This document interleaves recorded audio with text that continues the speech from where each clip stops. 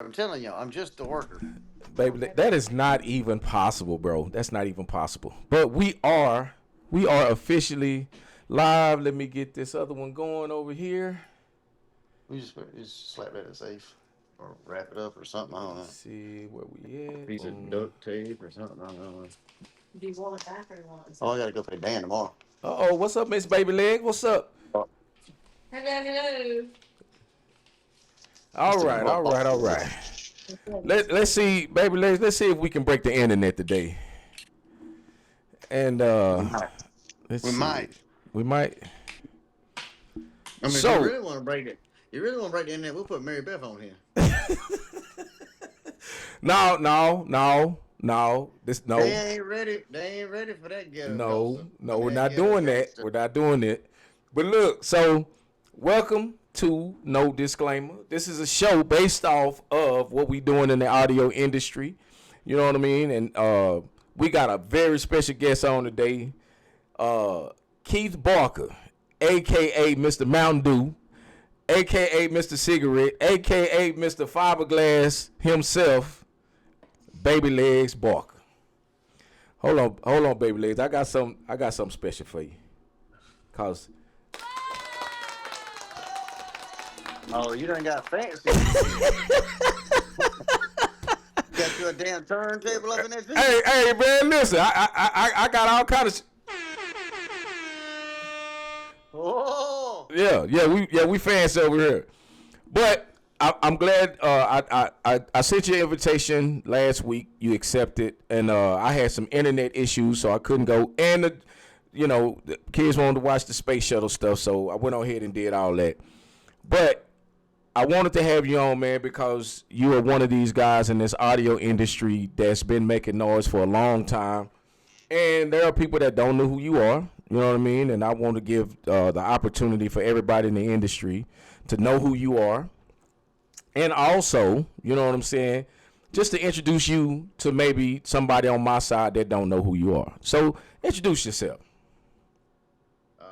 I am Keith Barker, aka Baby Legs, um, owner, employee, trash man, banker, painter, body man, fiberglass man, I'm it all at KB Customs. KB Customs. The only thing I don't do is count money, and my wife counts that. So So I do notice that a lot of the guys in the industry that have their wives involved in what they do seem to be happier. happy wife, happy life. Okay. So the happy spouse, happy house doesn't really Well, constitute in your house, huh? I mean that concentrates it too. But I'll be honest with you, my wife's involved because she's much into this business as I am. Mm-hmm. Nobody don't realize it, but for the first 2 or 3 years, I've been doing this for like 8 or 9 years. The first 2 or 3 years, she paid every bill, Right. every household bill, every car note, every insurance, every dollar that I made the first 2 or 3 years went straight back into the company. Right. So she's just as much invested, if not more, than I am. Right. Some people get in their feelings when she goes online and talks or protects me, but y'all got to realize a woman is behind a man, and is in their team. It's always going to be a team. Well, and you know what? And I think that's where the team starts at the house. There's a lot of this team this and team that, and I know that you got a pretty big team yourself outside of your home. But I think the team starts in the house. You know what I'm saying? Because if the house ain't happy, ain't no good Nobody team. have it. You know what I mean? Hmm. So, what got you in the audio? What got you into what we do now in the Uh, motorcycle realm? oh, motorcycle ram. I don't know. About 8 9 years ago, I bought a motorcycle that had a little bit of audio on it. Um, and went to one or two shows with Jared and a few guys from Florence. I know Dan at DK Electronics really well from like our past, Mm-hmm. doing like car audio. Right. We started out with low riders and cars and I try think to a lot knock of us did. windshields out. Yeah. Yeah, try to knock windshields out and see what we can rattle off the damn trunk. Right. Um, but about 8 or 9 years ago, I was working at Ford, and I bought this motorcycle, and I wanted more audio on it. So one of my buddies at the time, Jonathan Weatherford, he said, "Man, just take it to Joey. at Backyard Backers. Back then, I didn't even know who Joy was. Right. I had no clue. I had never done a motorcycle, never touched a motorcycle. I owned but one motorcycle. Right. And so I called Joy. He called Joy for me, got me a price, and I was like, man, I think I can do this shit my damn self. Say. And back then, I thought $2,500 was a lot of money. Right. Right. You know what I'm saying? To do audio, because 8-9 years ago, you could do 4 or 6 speakers for like under $3,000. It was cheap. The materials was cheap. You know, everybody wasn't doing it. So I said, you know what? I can do this shit my damn self. I ain't spending that money. So I can honestly tell, and I try to tell everybody, but we've all been tire kickers, right? Like we've all been that guy that says, Yep. I want this, but that's a little too much for me. So let me ask you this: over the last 3 or 4 years, do you think that the industry is too saturated, or do you think that there is enough, for everybody that's going around?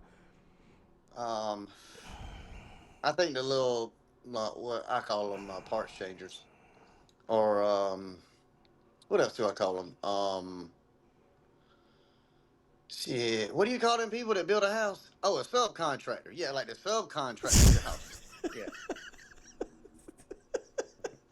I think they're popping up all over the place. Right. And there's nothing wrong with getting somebody else to do some work that you can't do at your shop. But like, there's a lot of these shops that they don't touch nothing. Right. Nothing. Right. Your bikes go in their shop. They're subcontracting everything. Right. They just getting their little cut. They getting the cut, as I call it. They getting that cut. But I mean, they're gonna keep popping up.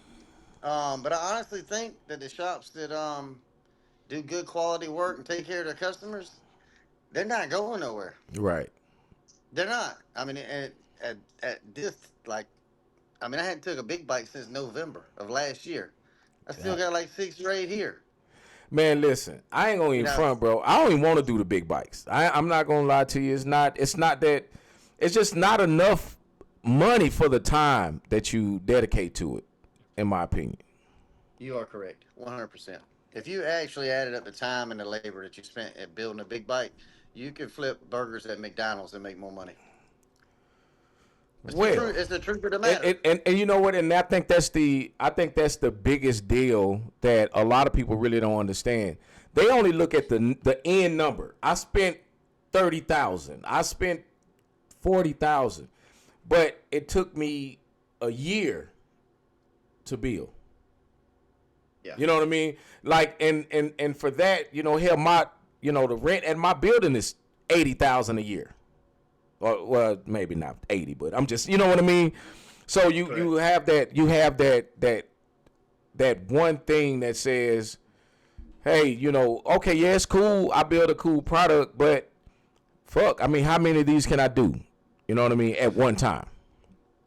So you got to have the 2, the 4, the 6 speakers in order to get the bills paid. That's what keeps the money flowing in all these shops. And I really don't think customers realize that. That the big bikes don't make you no money. If you're not turning bikes in and out or doing service work or like my bread and butter here is 2 and 4 speaker bikes or fiberglass work. I can do fiberglass work extremely fast. Paint, body work, it takes forever. Building bikes takes forever. Waiting on parts takes forever. So I've kind of stepped away from the big bikes. I'll do them. Right. You probably gonna refinance your house if you come see me and you don't mean to build it. And you paint now, right? You doing your own paint now, right? I'm doing pretty much everything except for I won't touch I don't do no interior like motor or transmission work. Right. Jory and at Blaze Performance, either Dan at DK Electronics handles that for me. Right. And the seats, I don't touch a seat. That's one thing I can't do. I have tried though. I'm not good at sewing. Well, and I don't think that you have to. I don't think that you have to do every aspect of the business in order to be in the business. If somebody's coming into your shop for the audio, what part of that do you outsource? Nothing. Absolutely nothing.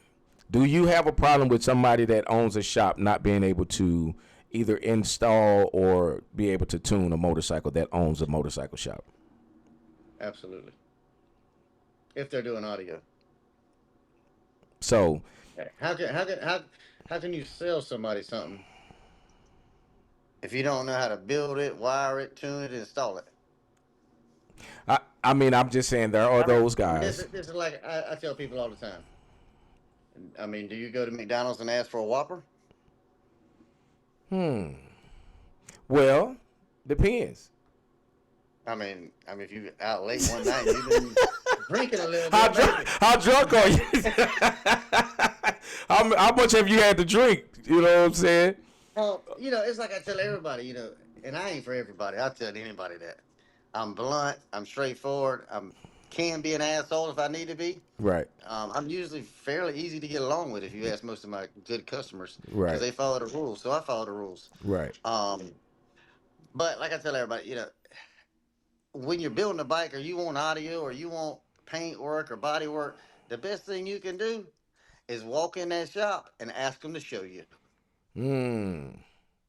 Well, what if you got what if you got all the work out? What if there's no work there? What if everything that you would have been able to share is already gone? They better buy him a bike and leave it there. Is all I can tell Yeah. them. We're like, you ain't got nothing in here that I can listen You ain't to, got shit in here. man. And be honest with you, I know some shops that co-sign some work or auction out some work, Right. and they still build really nice bikes because the Right. guys that they're intertwined with, they've been with for a while, and they take care of each other. Um, Unfortunately, over the last couple of years, I've realized that the only person I can rely on is me. Um, so I started doing body work. I started doing fiberglass work. Now I started doing paint work. It's easier for me to keep a schedule. It's easier for me to keep track of the money. Um, it just makes a lot more sense. The more you can do in house, the Right. more you can actually control. Right. The more you're having to depend on the next person, the less control you have over the schedule, the money, the whole shooting shebang. Um, Yeah, cause you had some a of these, fucked up schedule for a little while, bro. Like you was uh, sleeping whenever you could, whenever you could. whenever I could sit down, I was sleeping. Um, and it's been that way for about the last 2 or 3 months. But I got the shop pretty much almost back on schedule. I got Right. about another 2 months of really digging. But my end goal is to have less than 10 bikes here at all Right. times. Right. So how November many we how had many how 30. many you getting out a week? Or let me just no, I Um, don't even want to put that on I tell you what, I average at least one or two small bikes a week you. normally. Yeah. Whether it just be air ride center stands or like a 2 or 4 speaker bike. Right. And I usually average one big bike every 2 weeks. Well, And that's like full builds. I tell you what, man. I've been, I watch you, bro, and I'm gonna tell y'all something. Let me tell this: if y'all watch any video that comes across your page, you're gonna see Baby Legs in the comment field somewhere. Baby Legs, your name is in every goddamn ad or everything that pops up is Baby Legs like Baby Legs, Baby Legs, baby. I said, God damn, Baby Legs is on every man. Listen, I seen an ad for molasses, and it said Baby Legs liked it. When do you have time to like every goddamn thing on Facebook, man? Man, usually I sit down and, once or twice a day, and I either have to do orders or I have to call customers back. In Right, the meantime, I'm talking on the phone a little bit, which I don't answer the phone much. Um, I kind of scroll, you know what I'm saying? Or like if right. I'm in a paint booth and I spray a layer of clear and I come out and I'm waiting 20 minutes to go back in there, I scroll a little bit. Um, I guess it's just how it populates up on my screen. I don't know. Man, listen, I'm telling you for fact. As for Viagra, Rose Sparks,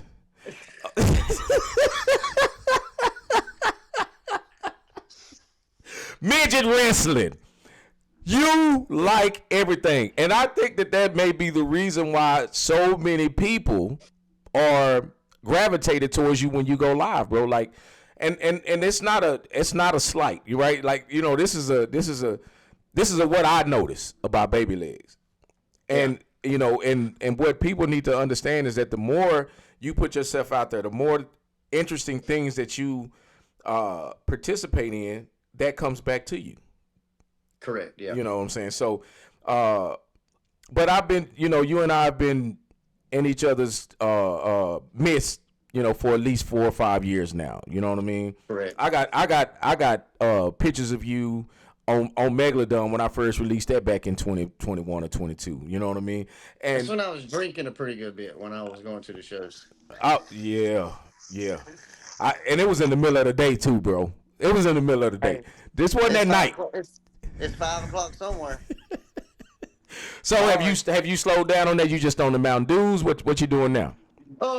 Yeah, I'm still on Mountain Dews and cigarettes, but yeah, I slowed down a little bit since we had a grandbaby about a year ago. So, believe it or not, you know, hey, a grandkid can change your life. Say, Um, listen. If you ain't seen Baby Legs, I know you seen me with my grandbaby, man. oh yeah. Oh yeah, I see the post. Listen, I don't Sundays. I don't care what you got going on, but it's got that's her day. You know what I mean? And That's how it's supposed to be. and I'm gonna tell you something. And I think that's another reason why I wanted to have you on, bro, because I see how you are with your grandbaby. You know what I mean? And a lot of people that haven't experienced that, share your experience with yours. Man, let me tell you, I thought I only had two bosses around here, Mary Right. Beth and her daughter. Right. Now I got a third boss, and when she comes to this house, she knows where the garage is. She knows where my room is. She would probably know where the shop is, but I don't let her around the big dog, the big Crush, because he too big and too aggressive. Right. Um, but man, it's like I tell everybody. I used to when we first started doing this business 9, 10 years ago. I was working 16, 18, 20 hours a day, Right. and like that's when it goes back to having a good woman beside you, because most women wouldn't put up with that bullshit. You know what I'm saying? They want time, they want effort, they don't see you building something. Um, so to have a woman that kind of let stuff go and ain't so needy as I call it. Right. Yeah, Mary Beth don't need me. She got her own job, her own career, her own money. Right.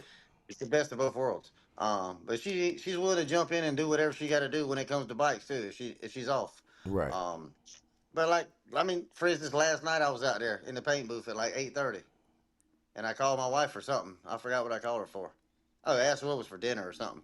So I was getting tired, and she said, "Ivy's here." I said, "Okay, I'll be in a minute." I mean, Work. Shop closed. hey, it don't matter what I'm doing. The Right. shop closed. Right. Doors come down, compressor off, lights off, and I'm in the room. And if I'm here, she finds me. Right. It's papa, papa. So And how old is there's she? nothing. There's nothing. She's like 1.5. Okay. Yeah. So there's nothing like a grandchild running up to you. Well, as soon as you come in the door, you the hero. Boom. I mean, can't do no wrong. Best gift. Best gift on Amazon. The little cactus that sings.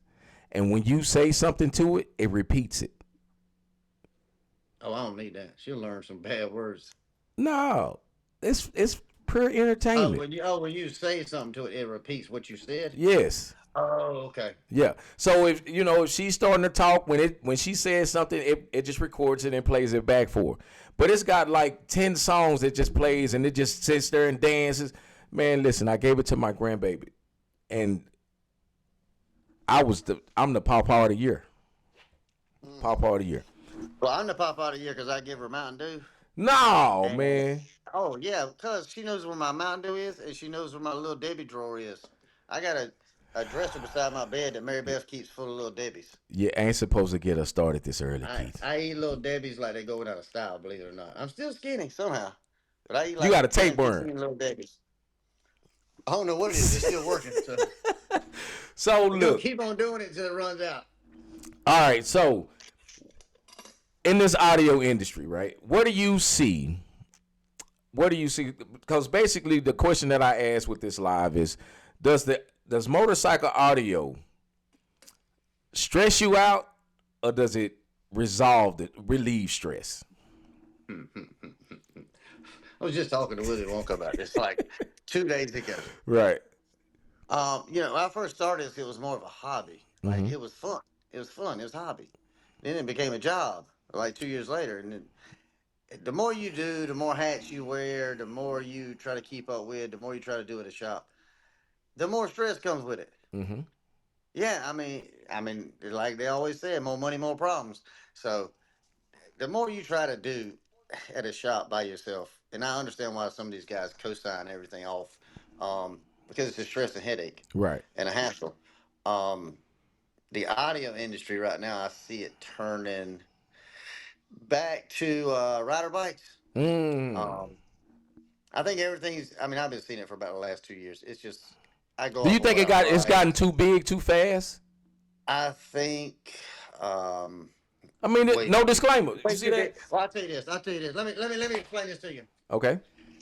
2 or 3 years ago, I could build let's say a 30-inch rider bike, 8 speakers. You could build it for 25, 30 racks, Right. easy, and still make a little bit of money as a shop owner. Um, and it's easy and simple.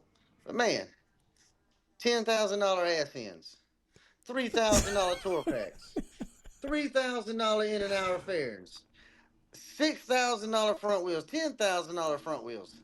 Um, and then you can't ride the damn thing down the road.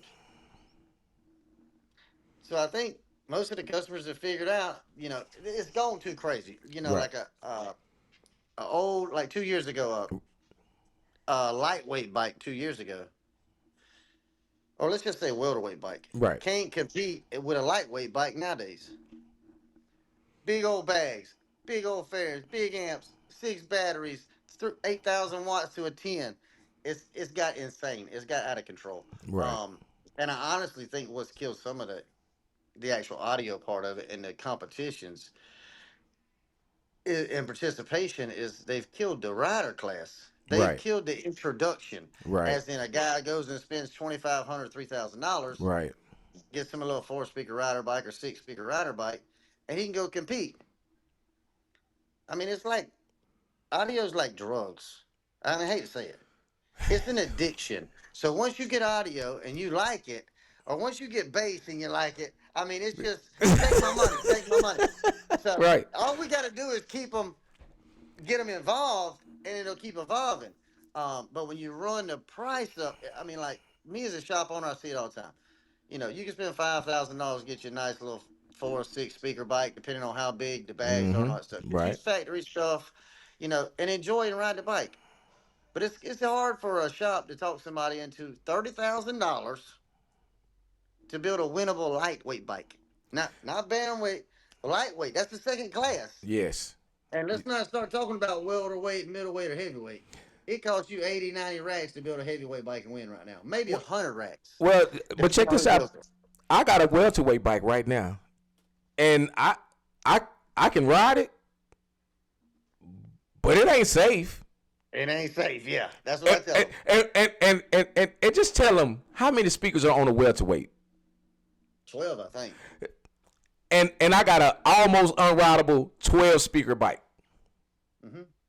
The bikes have gotten too big and they've gotten too heavy. And like I tell everybody, once you start changing the center of gravity on a bike or the weight distribution on a bike, Yes. you're playing a dangerous game. If you want to Yes. ride it, ride it. When I say ride a bike, I mean 80, 90, 100 mile an hour. Boom, I'm gone. Now, there is such things as like I call them parking lot bikes or bike week bikes. Yeah. I mean, I could ride Willie Wonka's. That bike weighed 2,100 pounds last year. No I could shit. ride it. Yeah, I could ride it 30, 35 mile an hour. So I can get mine up to about 60 You're doing good. before I feel like I'm uncomfortable. Yeah. You know what I mean? So, and I think that's a pretty good speed for a bike as big as mine, right? So that means that I can at least get on the service road, right? Like I'm not getting on the highway. You can enjoy it and putt around town or putt Yes. around bike week. Yes. Correct. But most of these bikes, once you get above a welterweight bike, Yeah. you ain't riding. Yeah. And If I you think. are, Mhm. if you are, I hope you go to church on Sundays, and I hope you know your maker, because you gonna meet him one of these days. You can't stop that bike that heavy. You can't stop a bike that heavy. Once the bike starts moving that kind of weight, you're not regaining it. If it starts tank slapping or starts walking, it's going wherever it wants to go, and you're going with it. Yes. There ain't no stopping it. There is no, and I think that's what the awareness is, right? That's the whole reason why I wanted to bring this up is and have guys on the show like you that builds these things, Because we have to reach back out to the rider guys. We have to reach back out to the guys that wants the 2, 4, and 6 speaker bikes. Yep. You know, even 8. I mean, you got to realize that a guy that's riding his bike, he got 8 speakers on. You know, 2 6.5, maybe a set of 8s or lowers, something in the lid and something in the bag. He could not compete in some of this shit that they got out now. No, You know, they've completely killed the entry level or rider bike guys. As right? I've been saying this for 2 or 3 years, and nobody listened to me. I don't know why, but there should be a class. Maybe you shouldn't want to fight all the Hey, time, baby leg. Maybe you hey, shouldn't be I don't arguing want with to people fight. all the I time, don't want to man. fight. I just talk shit and tell honest truth. Yeah, But anyway, it ain't fighting to me. It's just your opinion versus my opinion. If you don't right. like it, then you get in your feelings. Oh well. Um, but I think that there should be a class where it's strictly stock locations at every show. There should be a 4 speaker class. You can't have nothing in the bag. There should be, say, 6 to 10 speaker class. It has to be a Harley bag, not Baby Legs went and built me some bags that look like a Harley bag. It has to be Or, there is a hold up. plastic. Are you are Hey, you are you saying something right now? it has to be a plastic stock or CVO style bag. Right, Period. right. No DeVito bags or no. I mean, I don't know what Boo Boo's making no more because I don't keep up with his bullshit. But Hey, man. Cody makes a DeVito bag. They make it. Cody makes a ground pounder, I think is what it's called. Yes, Grand Pound Elite. That's actually a good bag, bro. Silent Cycles makes some now. Right. Eric makes some. I don't even know the name of them. I know everybody thinks I keep up with all this shit, but I don't. Right. I Well, of can't keep course, up with it. because you've been in your own lab, and I'm not I going to can't. touch on. I'm not going to discuss that because that's neither here nor there. Yeah. But we know Um. because you post, and that's all we're going to Well, talk about is what you post. I've been telling them for 2 years now. Let me get my shop call back up. Let me get my shop call back up. So it's coming. By the beginning of 2027, we gonna get in them pockets. Is what we gonna do. So are you saying that you're going to uh, attribute to what's going on in this industry by producing bags that we should be using right now? I have, I have been selling them to certain people that know. I Right. have a rider bag that's small that looks like a CVO bag with a molded side cover. Um, Comes with a 10-inch ring, molded lids, molded side cover, ported. I don't do braces because you don't need braces if the quality's there and the part's thick enough. And I got a little bit bigger rider bike, which everybody knows, bag with 2 hips on it. Right. Um, is it legal at most shows? Hell no. But okay. But can you ride it down the highway? You absolutely can with a 60-pound subwoofer in it. So this is what I want to know, right? With that being said, how do we do you think that there's a way for us to reel this back in, right? Just kind of slow the progression down, right? Not saying that I have an issue with people that want to compete, right? But how do we get it back to where it all started from? The guys that are just in the parking lot, the guys that get on the highway, that want to show out, at bike night in front of their friends and shit, that don't want to spend the $80,000 and $90,000 to build a bike that they got to pull up on a trailer with. How do we I'm get gonna it say back it. to that? I'm gonna say this, and it's probably gonna piss some people off. But these shows are. I'm gonna try to watch my language. Are boring, boring, boring. Same bikes, same 6 songs, same minute and a half, same judges. Same. There may be 1 or 2 shows that I would entertain going to. Right, That the promoter still keeps the crowd interested. What I really notice is there's no crowd. The bikes that compete are still there. right. There's Cause no new bikes. There's no new bikes, and there's no crowd. Nobody's going to these things because they've tamed them down, And you got Hoblo Joe that gets in his feelings or gets mad, or you got hoo ha, blah blah, that gets mad. Um, Instead of keeping it fun, you know what I'm saying? right. It's not fun anymore. Let's put it that way. Once you take So the fun out of something, it's not fun. If you go drag race, if I go drag race and I can't talk shit, I might as well stay home. right. And I think what's happening now is that you're starting to see like a lot of okay, so I'm in the bike club, right? So I'm actually on the motorcycle set. So I actually am hosting a little sound competition for a bike club at the end of the month. And I'm thinking what's happening is they're creating their own lanes, right, with these bike clubs, and they're inviting these guys out that's got what it takes. The problem is they don't have the structure, right? So in order for them to have the structure, you have to have these guys that's been competing that comes out and says, okay, well, I built an $80,000 motorcycle. You know what I mean?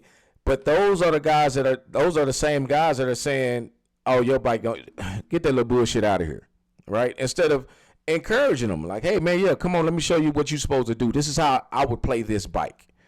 Mm-hmm. I think that the people have gotten to the point where it's just like, you don't mean that much to me anymore, as opposed to the industry itself. That's crazy. Yeah, because I mean, like I tell people, when I judge, if somebody pulls me to the side, I'm more than happy to stop and tell them what I think. It's still a matter of opinion. Mm-hmm. It's still my opinion versus the next person's Yes. opinion versus, some people like that. It's like I told somebody at the show the other day when I was there. If you really pay attention to the judges that's in the ring, I can tell you what to play after the second bite wins. And they said, huh? I said, I can tell you exactly what kind of genre and music to play because that's what their ears are tuned to. Right. So, for instance, if you got a guy that listens to a lot of R&B or old soul music, that's what his ears like to hear. Those songs are not recorded the same way that an EDM song or a country song or a rock and roll song. And if, as a person, if that's all they listen to, say all I listen to is R&B and rap, then guess what? That's what my ears like. Mm-hmm. It don't matter how that bike's tuned or not. My ears are tuned to listen to that kind of music and how it's recorded. So you come bebopping in there and you play Ho Blow Joe, whiskey smoking, I'm going to kill myself country music. My ears ain't going to, you know what I'm saying? My ears aren't tuned to that. My ears are not going to like it. I'm not going to, as a judge, they're not going to know that the vocals is way up here. Mm-hmm. And the midsection is way down here. And there's hardly no bass in country music unless you turn the knob. So, I tell people all the time, pay attention to the judges. But, that's here nor there. But I think they need to make it fun again. Like, I remember when I used to go get drunk and talk shit, and nobody got mad. Right. Because it was like drag racing. Mm. I mean, as long as you don't talk about my wife or my mama. But see, and that's the whole. We good, you know what I'm saying? Right. Don't make it. Don't get too crazy with the trash talking. But make it fun again. But, they got people fighting at shows. Right. I think that's a bad for the industry, to be honest with you. Right. And I used to raise a lot of hell. I really did. But looking back on it, I never tried to really fight anybody. You know what I'm saying? Like fist fight. No, you talk trash, whatever. I'm walking off. It is what it is. Well, but it is behind audio. I mean, when you look at it, it's no different than two guys getting into it. They dating the same chick. If me and you get into a fight because we dating the same chick, what is it over? That woman. And what's the first rule of thumb? You don't fight over no woman. You know what I mean? Like we would. So and without really diving into the whole thing about fighting at an audio show, you know what I mean? Because I don't want to. My whole makeup is not to discourage anybody or to make anybody feel bad, about what they've done. But let's find a resolution, right? So if you say the industry is fucked up, how do we resolve that? How do we come up with a resolution to a problem? You got to bring the rider guys back to the game. Right. You got to bring the fun guys, the guys that like to ride their bike, the guys that like to go to the parking lot. You have to get them back into this industry. Right. We've pushed all the rider guys out of the industry. So Andy House, which is the entry level. The entry level is what we've killed in this game. Right. And I say we because everybody's done it. The manufacturers have done it. The shops have done it. The people hosting the shows have done it. The promoter, everybody's done it. Yeah, because a big bike used to just be, entertainment. When Moo brought that big, what was the purple? A Grape 8. You talking about Grape 8? Yeah, but the soul bike. Soul Train? Yes. Soul Train. And so when he brought that bike out, that was like, oh my God, you know what I'm saying? I can't believe that bike sounds like that. But now you got these guys that, you know, that are interested in the industry, but don't really know what the ins and outs are, and everybody's gravitating towards these rules. And the number one rule in motorcycle music is fun, right? Correct. Not rules, it's fun. Correct. But Andy Howe says the real question is, why don't they use a decibel meter in competitions? Now, I'll let you answer that, and then I'll give my rebuttal. Because loud ain't clean most of the time. And it don't take much to make the decibel meter yeah. move. Yeah, we did that 8-9 years ago with a decibel meter. I mean, I can blow a meter up with 6 speakers. Right. If you know what you're doing in the DSP, and the speakers are angled right, you can blow a. I mean, it's just like I tell people about RTAs. Why not involve an RTA? Because if you flatten it out, the songs and the music are gonna sound like shit. It's gonna sound flat. If you know anything, if you got a flat, it's okay to pink noise sweeping and flatten it out, but you still gotta know what to put in and pull out. Because a flat RTA, it just means it's playing everything. It's still gonna sound like shit. And I think that's where do they record music and then make everything flat? Hell no. Otherwise, why even use triangles and cymbals and pianos and 6 sets of different types of drums and keyboards and, you know what I mean? Like, there's so many, and that's the thing about music. Music is instrumental, right? And the only thing they could probably bring to a show judge-wise, which I guess that's what Andy's talking about, would be a frequency response graph. Now, you could run like a frequency response graph where it tells you the average dB level from one end of the spectrum to the other. So from 20 hertz to 20,000 hertz, a frequency response graph, if you got the right kind of equipment, will keep the maximum on every level, no matter what kind of music you play. So you ain't got to play pink noise, you ain't got to play EDM. You can play something musical, and it's still going to tell me the tip top and the bottom of every frequency. And average that out. You could do like an average across the graph. And there is equipment that'll do that. I'm just saying. Right. Not that I have any, but there is equipment that'll do it. And that's the only thing I could see putting into a show. And it has to be like a preliminary round. So you're kind of like 33% of your score or something. But who's going to run all these bikes through and then go back and run them again? Because you're already there a long time as it is at most of these shows. Right. And I think that's the other thing, right? So I know that at specific shows, like they run the smaller bikes on Friday night. I mean, it's at the point right now where you have to almost do a 3-day event to have a sound competition. The smaller bikes on Thursday, the next to the larger bikes on Friday, the bigger bikes on Saturday. Because I'll be honest with you, after attending a couple of these sound competitions, bro, I'm like, I just want to hear the big bikes so I can go home. I think that's why they say the big bikes till the end. And I think that's weird. You know what I mean? You can get them out the way because they're going to play for a minute and a half, and you know you're going to have more people involved if you go, as you say, go back to the rider guys. Yeah, you have to put more small bikes in the ring. You really do, for people to have fun. And you gotta, I mean, if I was to run a show, it'd be more like a grudge battle. It really wouldn't be. You really, I mean, I could say you don't need judges. You really only need one judge, if they know what the hell they're doing. Right. Because 90% of the time, one of the bikes is gonna fuck up anyway. When I judge, I'm just waiting for somebody to mess up. Because when you mess up, you made it easy on me. Right. To the left, everything you own, out the damn ring to the left. Hey. But the funner shows, I've seen them, you know what I'm saying? Mm-hmm. Where the rules are a little bit more lenient. It's a different, like, I love the speaker count shows. Because you can get 2 bikes with 6 speakers on it, and they sound completely different. If you start strapping everybody with certain size bags, certain size rules, certain size tour packs, this many speakers, this many woofers, guess what? All the bikes sound the same. I mean, you got different tuning, but at the end of the day, the volume's still going to be about the same, the bass is still going to be about the same, and they probably going to play the same damn 6 songs. Hey, listen.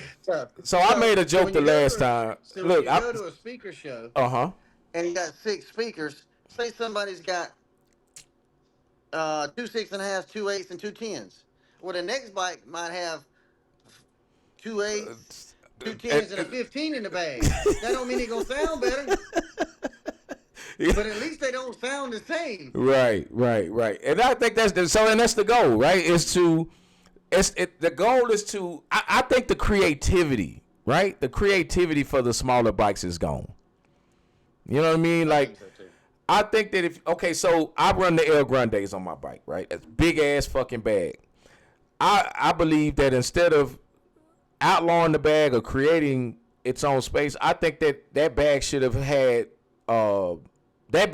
regulation. So if I got a bag like the El Grande, I need to have no less than 20 speakers, right? So my minimum speaker count should be 20 with those bags. You get what I'm saying? So I as get what you're opposed to build, saying, but well, so let me just say it like this: with those bags and 12 speakers, I'm in welterweight. I got 12 speakers, yeah, let's go. Yeah, but because I they're so agree. big, you know what I mean? Like, Size don't matter. that's what she said. When it comes to bass, size don't matter. I Mm-mm. just, I just, So I, what's the? Hey, let me ask you this. uh huh. Okay, so say your bag is 14 inches wide at the front, Mm-hmm. which I think it is because I Yeah. had a set of them here a while back, Yeah. if I remember correctly. And it's 9 3/4 at the back, or either 10 1/2 at the back. That's 9 1/4. It's 9 1/4 at the back. So it's 14 1/2 up front, 9 1/4 at the back. Mm-hmm. It's probably 8 down, probably 16 back. So it's probably got 2 1/2, maybe 3 cubes of airspace in it. 4. What before Okay, so it's displacement? got 4 cubes. Okay, so you got 4 cubes. How Before much airspace displacement. is it? How much does a normal 10 take for airspace? Uh, Proper airspace for just a 10-inch subwoofer. Let's just say subwoofer. 0.75 up to maybe 1, 1.5 max on maybe most 10s. Okay. depending on the sub. Yeah. Okay. So even if you have that wide, big bag, if you can only have a single 10 in the bag, guess what? You're going to be chambering it off anyway. I got a The 12, only right? thing we're giving you is a little bit of mountain depth up That's front. it. That's it. And that really don't matter because the bigger the motor on a subwoofer and the bigger the voice coil, the more power you got to produce and the more air you got to push and the more movement, you got to have a lot more to make the same amount of bass. Just because it's bigger, don't mean that the SPL's they're gonna be there. Don't mean the dB level's gonna be there, and it don't mean the sensitivity's gonna be there. Cause it will flatten out on your ass quick. More ain't always more when it comes to bass, and that's what all this is about: is bass in bags. You can take a smaller bag with a smaller woofer sometimes with less power and create more bass because the sensitivity is 10 dBs louder. And Hey, you're outside. So I don't understand why everybody's fussing about how big a bag is or how wide a bag is. I got a better idea. Let's let them have a wide or big and long as bag as they want to. Tell me what I can have in it. A 10, a 12, a 15, whatever I want in it. And right, let me build this shit. right. Because what you're going to figure out is that them big old bags ain't going to produce no more bass than a small bag with the right airspace. They're just chambering this shit off anyway. You have to. Um, I had to cut off. I cut off a lot of that bag just to produce the oh, sound that I wanted to. yeah. The sound Probably that a I cube wanted. and a half, almost 2 cubes. Maybe. Yeah. I know a little bit. I know a little bit. I know a little bit. I Well, know a little bit. so let me But ask you. Okay, so baby legs, listen, right? Because we have all of these coaches and teachers, right? And I said this to Scott Owens. Hey man, teach a class. Let's show people, right? Like you don't have to give them everything, but just the understanding that let's say off the top of my head, right? There's a customer that comes into my shop and he says, "Man, I got $6,000." I said, "Bet. I'm gonna put you this together." And based off of what the industry says it is, it's either going to be right or wrong because of what the industry says it is. Oh, you can't have that because you seal the bag off. You know, you can't do that because you got bracing in it. You fiberglass your bags. So you've taken it from a stock bag setup and you've made it an aftermarket bag. I've never cared for rules. I'm just letting you know. Tell me what I can have in a bike. Tell me how many speakers I can have. Like I said, I've heard bikes with a 15 in a big old bag. And I've heard a bike with a 10 in a bag, a small bag, and it sounds better to me. It's cleaner, it's louder, you can feel the bass. So it don't matter what you really put in a bag. Is there a distinct advantage once you get to a certain amount of airspace? Absolutely. Right. There is. Airspace is king. Proper airspace is better, but airspace and mountain depth. But I just don't understand some of the rules. Like when they come out, I don't understand the philosophy of the speaker counts in the bags. 3/8 versus 212s. It's never gonna happen. 212s is like 40 cubic inches of surround more. You know what I'm saying? The surround is. I mean, 3/8 will never compete with 3/8 per bag will never compete with 212s per bag. Right. You just can't do it. It's not physically possible. You can't rewrite the rules of bass. Right. You know what I'm Right. saying? It is what it is. Everything it's thought of has been done probably. Yeah, you And, can change magnets, you can change motors, you can change voice codes, you can do a lot of shit. If you know a guy like me, or the guy, or my people down there in Miami, if you know somebody, you can get some shit done. You know what I'm saying? right. We know you. We know who you know in Miami. Everybody knows who you know in Miami.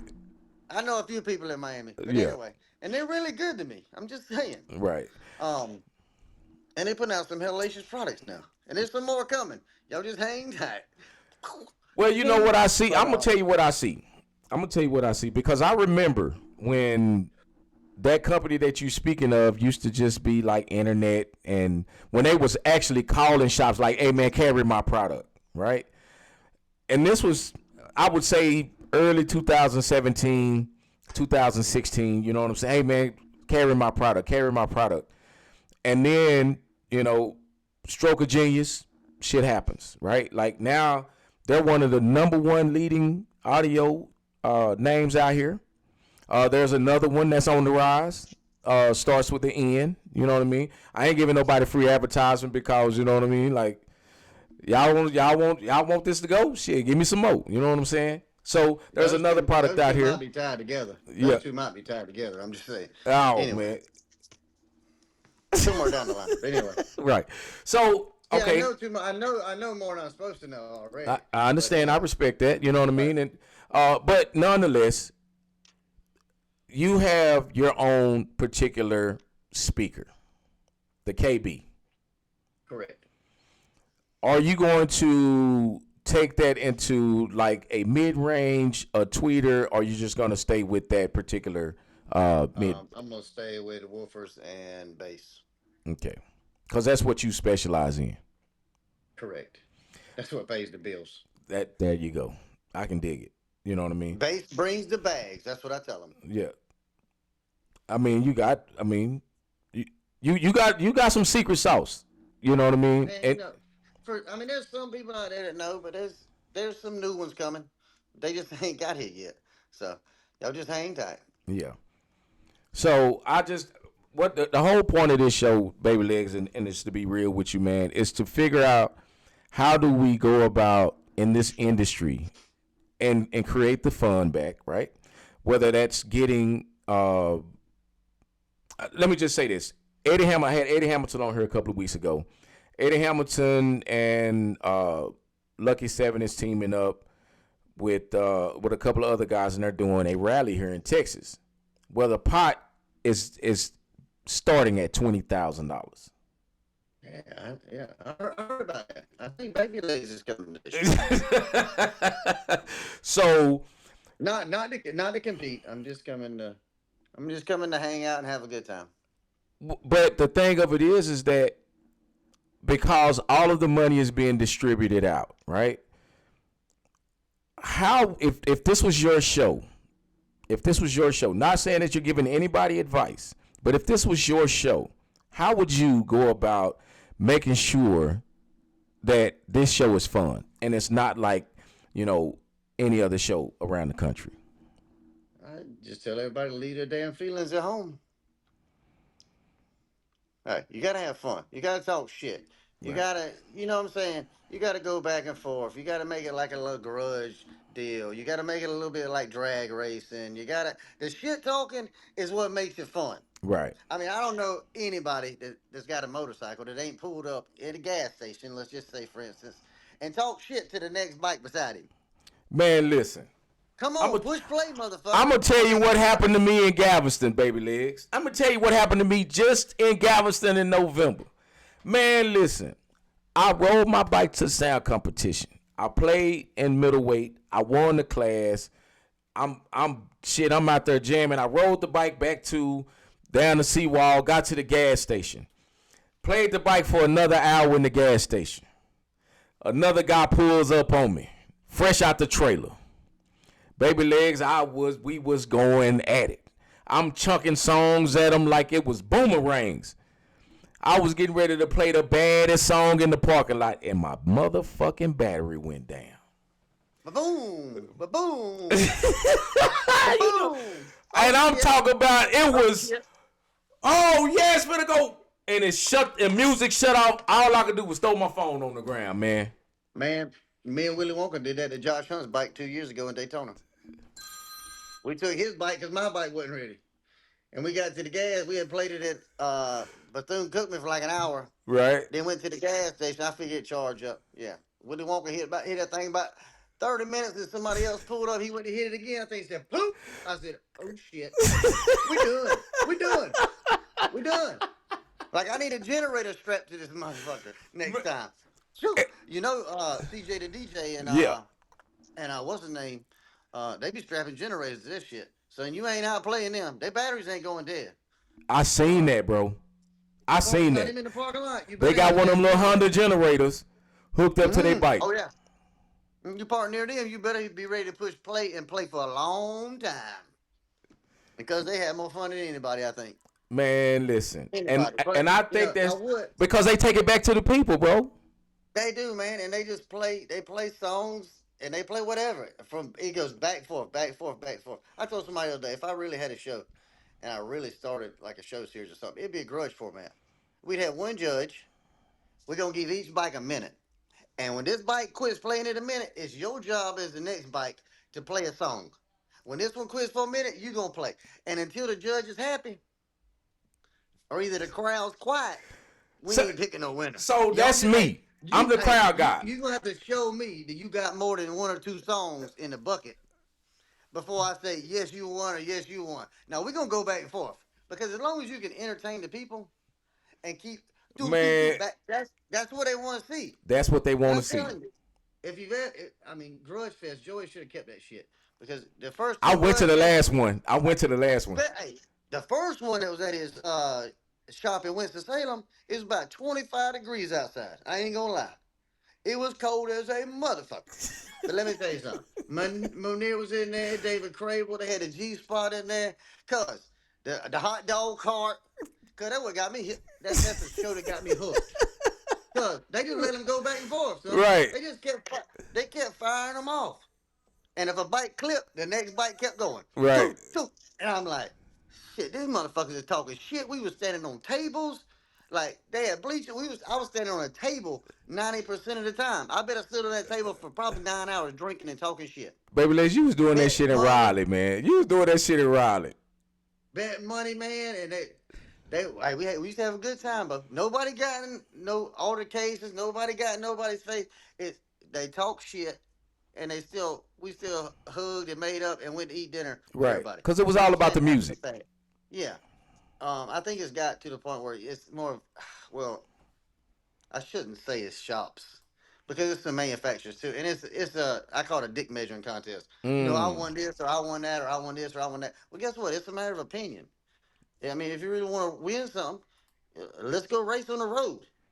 There's a start line and a finish line. Right. There's a green light, a go light, and a who passed it. I mean, that's legit guaranteed you won. You know what I'm saying? Go back to drag racing if you want that. But if Right. not, it's still going to be a matter of opinion No, whether the judge, it don't matter who the judge is. Right. But it So needs to be fun again, like so entertaining, uh huh. fun, talk shit, pull up. If you lose, shake the man's hand, keep on congratulating him, keep going.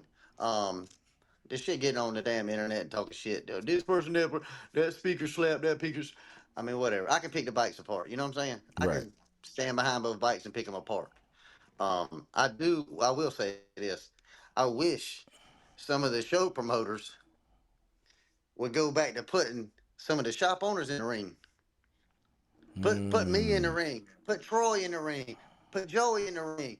Put Dorian in the ring. Put Alex Hayes in the ring. Henry. Put you in somebody that owns a shop. right. Let me tell you why. Then there's no well, he can't do that, or he don't know what he's listening to. I do this shit for a fucking living every day. You know what I'm saying? And there are some people in this industry that judge that have a good ear Right. that can't really build a bike. You know what I'm Right. saying? And tune Right. it, but they do have good ears. And it don't really take good ears to judge some of these bikes because They you so a goddamn loud, subwoofer bro. flop, a port noise, a speaker pops, clip. I mean, like I said, 90% of the time, the person running the bike takes herself out the ring. Mm-hmm. So, but I mean, I like the fun shows where you can drink, talk shit. Like I honestly think you ought to have a show where they got free liquor and beer. Let's go. If we gotta have security, we get security. But I mean, shit. You know what I'm saying? Well, you know what I've been screaming Hey, hey, Drizzle who says goes? about a pro class, and I've been screaming that a shop owner should not be able Right. to go up against a customer. That I just don't feel I like. want to do it. I want to do it. That's why. That's the number one reason why I don't have a audio bike. Right. Like I personally don't own an audio bike that I just run in shows Right. because I'm not willing to beat my customer, and I'm really not. Honestly, don't even want to beat the other person's customer. Now, if I was to build a bike, I'd probably go after Troy. I'm just saying. You know what I'm saying? I'm going to the top. If you're a shop owner, go play with the big boys. Man, listen. Stay the fuck out the ring in lightweight, bantamweight, welterweight. Now, once you get to middleweight and heavyweight, it that's big dollar bills. That You, shit. I totally agree that a shop owner should have a middleweight or up bike. Yes. Anything below middleweight right now, a shop owner should not be in a ring. Yeah, cause I mean, that's like cheating without cheating. You know what I mean? Like, Yeah, I mean because I can jump on somebody's bike after I hear it for like 5 minutes, say, and I can know exactly what to play. That's gonna make that bike do what they couldn't make it do. Because I do it with my customers' bikes all the time. mm-hmm. I can show them how to play it when they pick it up, go to the show, and they still don't play it the way I play it. So you They gonna give don't. your They guys a don't show up. playlist? I heard there was some guys that was giving out playlists. That's why you keep hearing the same I mean, songs. if my customer asks me for a playlist, that's fine. But I want them to play what they want to play and have fun. Right. It's not so much about it. I don't care if they want a $10 trophy. I give you one when you pick up your bike. Let me know. Well, you know You'll what? pay me $30,000, $40,000 to build a bike. I'll order you a trophy. It's just KB Custom. You won. You know what I'm saying? I'll hand you that motherfucker. If it's about a trophy, shit. Yeah. But I think it's Trophy's a bigger than piece the of shit. trophy, man. I really do think it, and I really do believe that there are people that want the bragging rights, right? And I don't see anything wrong with wanting the bragging rights. But to what cost, though, right? To what cost? Do I piss everybody off in the industry just to have the bragging rights? Because at the end of the day, if I go to a show, do I want motherfuckers looking at me like I don't really fuck with him? I mean, I don't know. I go to shows and motherfuckers look at me like that all Yeah, the time. yeah, I really don't fuck with him. He's crazy. No, I'm not crazy. but you know I just what, tell baby? people I what's don't cool. care what you've done in this industry. I don't care what you've done in this industry. I do know for a fact that if somebody has an issue with you, it's easy to resolve the issue unless you don't want it resolved. Correct. Yeah, all they got to do is call me. I, Call me I've or I've talk to I've me. seen this. I've actually had a conversation with you about maybe one, two people that you like. All right, shit. Let's work this shit out. You know what I'm saying? Mm-hmm. But you will stand on what the fuck what the fuck you I want to will stand stand on. on business. Yeah, I know that for a fact too. I just think that I'm in the industry, right? And I'm in the industry centralized because I got cats on the East Coast and I got cats on the West Coast that I rock with, and I don't believe that I'm not going to alienate myself just to appease one or two people. I think that, in my honest opinion, I think that a lot of these shops out here that team up with one particular manufacturer, whether it be speaker, amp, music, bags, whatever. If you run in the shop, I think that's audio suicide. You know what I mean? Only because I think that there's something that everybody has to offer this industry. I mean, Yeah. and I'm with without you. I mean, I mean, I'm willing to use it just about anything right, at my shop. I mean, obviously, if I got my choice, y'all know what I'm putting on the bike. It is what it is. It is what right, everybody's got but their favorites. You know what I'm saying? right. But if somebody came to me with a bike and wanted it tuned or something, and it had Euphoria or it had PRV on it or anything, I mean, it don't matter what it's got on it. Right. I would try to help the customer and tune it. You know what I'm saying, or make it sound the best I can make it sound. But as a shop owner, always going to sway. I'm going to sway to who takes care of me. Let's put it that way. That's how I've always And I been. get that. I get that, baby One legs. hand, one hand washes the other. Is how I see it. And So, I get that. But listen, this is the way that I feel that we can resolve a lot of the issues in this industry if we took care of the people, right? So as opposed to somebody coming in and saying, "Hey, look, I got this," right? Like I sell a lot of cicada, but I also like DS18. I also like PRV. I also like other brands in the industry that I would use. And would I try to sway them so I can make more money, or would I tell them what's economical for them? I'm gonna help the customer. That's the goal.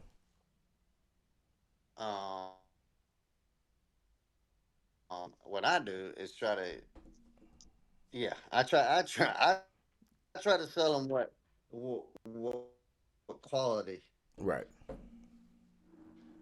the best quality they can get for the price they got, for the budget they got. Right.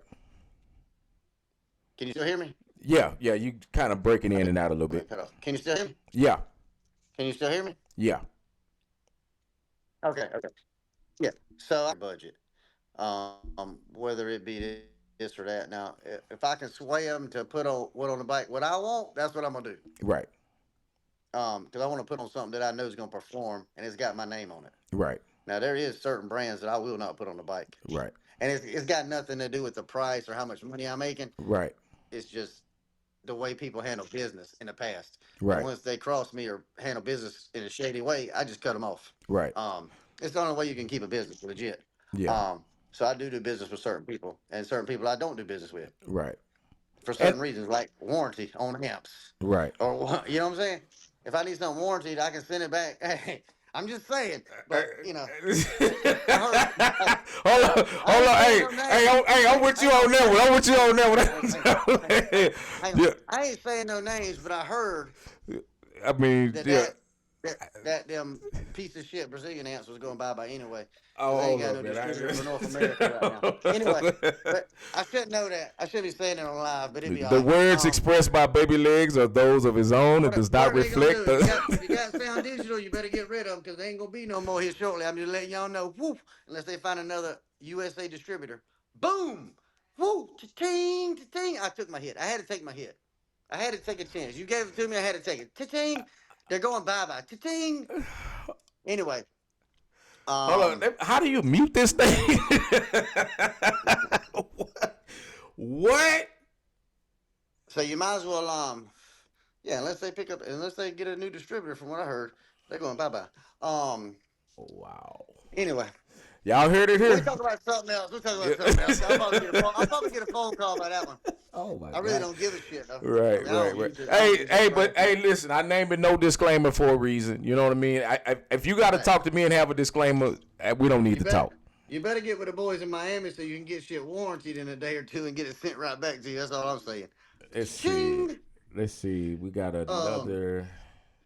Let me see what this comment says. This one says. I can't see no comments. Yeah, well, because I got a computer. I only can put I'm putting the comments on. Like if you had your phone on or whatever, you could actually see it. It says, you should sell your customers sound, not product. Are they wrong? So basically, the question is, should you sell your customers a sound and not a product? I can say Um, this, Yasmin.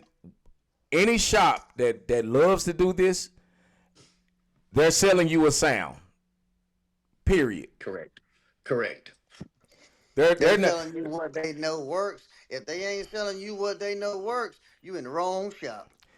They're selling you a sound. There's nobody out here that says, "Oh, I don't like the way that sounds. Can you put some music on my bike?" No, no. Everybody's coming to you or a shop because of what they've heard you put Yes, out or what you produced they in want other that bikes. sound. That's what I say. Yes, You don't go to Burger, you don't go to McDonald's and order a Whopper. You know what I'm saying? Like, I don't advertise that much. I use Facebook and post on Facebook, but I don't have no, I don't even have a website. well, you know what, and I do, You know what I'm right? saying? And I'm gonna tell you, the whole point of the business model is kind of going by the wayside, because and I say this, baby legs, and this is no slight at you, because you've worked hard enough to get your business out of your home. But if I decide I'm gonna close my shop and go home, they'll stop selling to me. They'll stop selling to me. You can call me.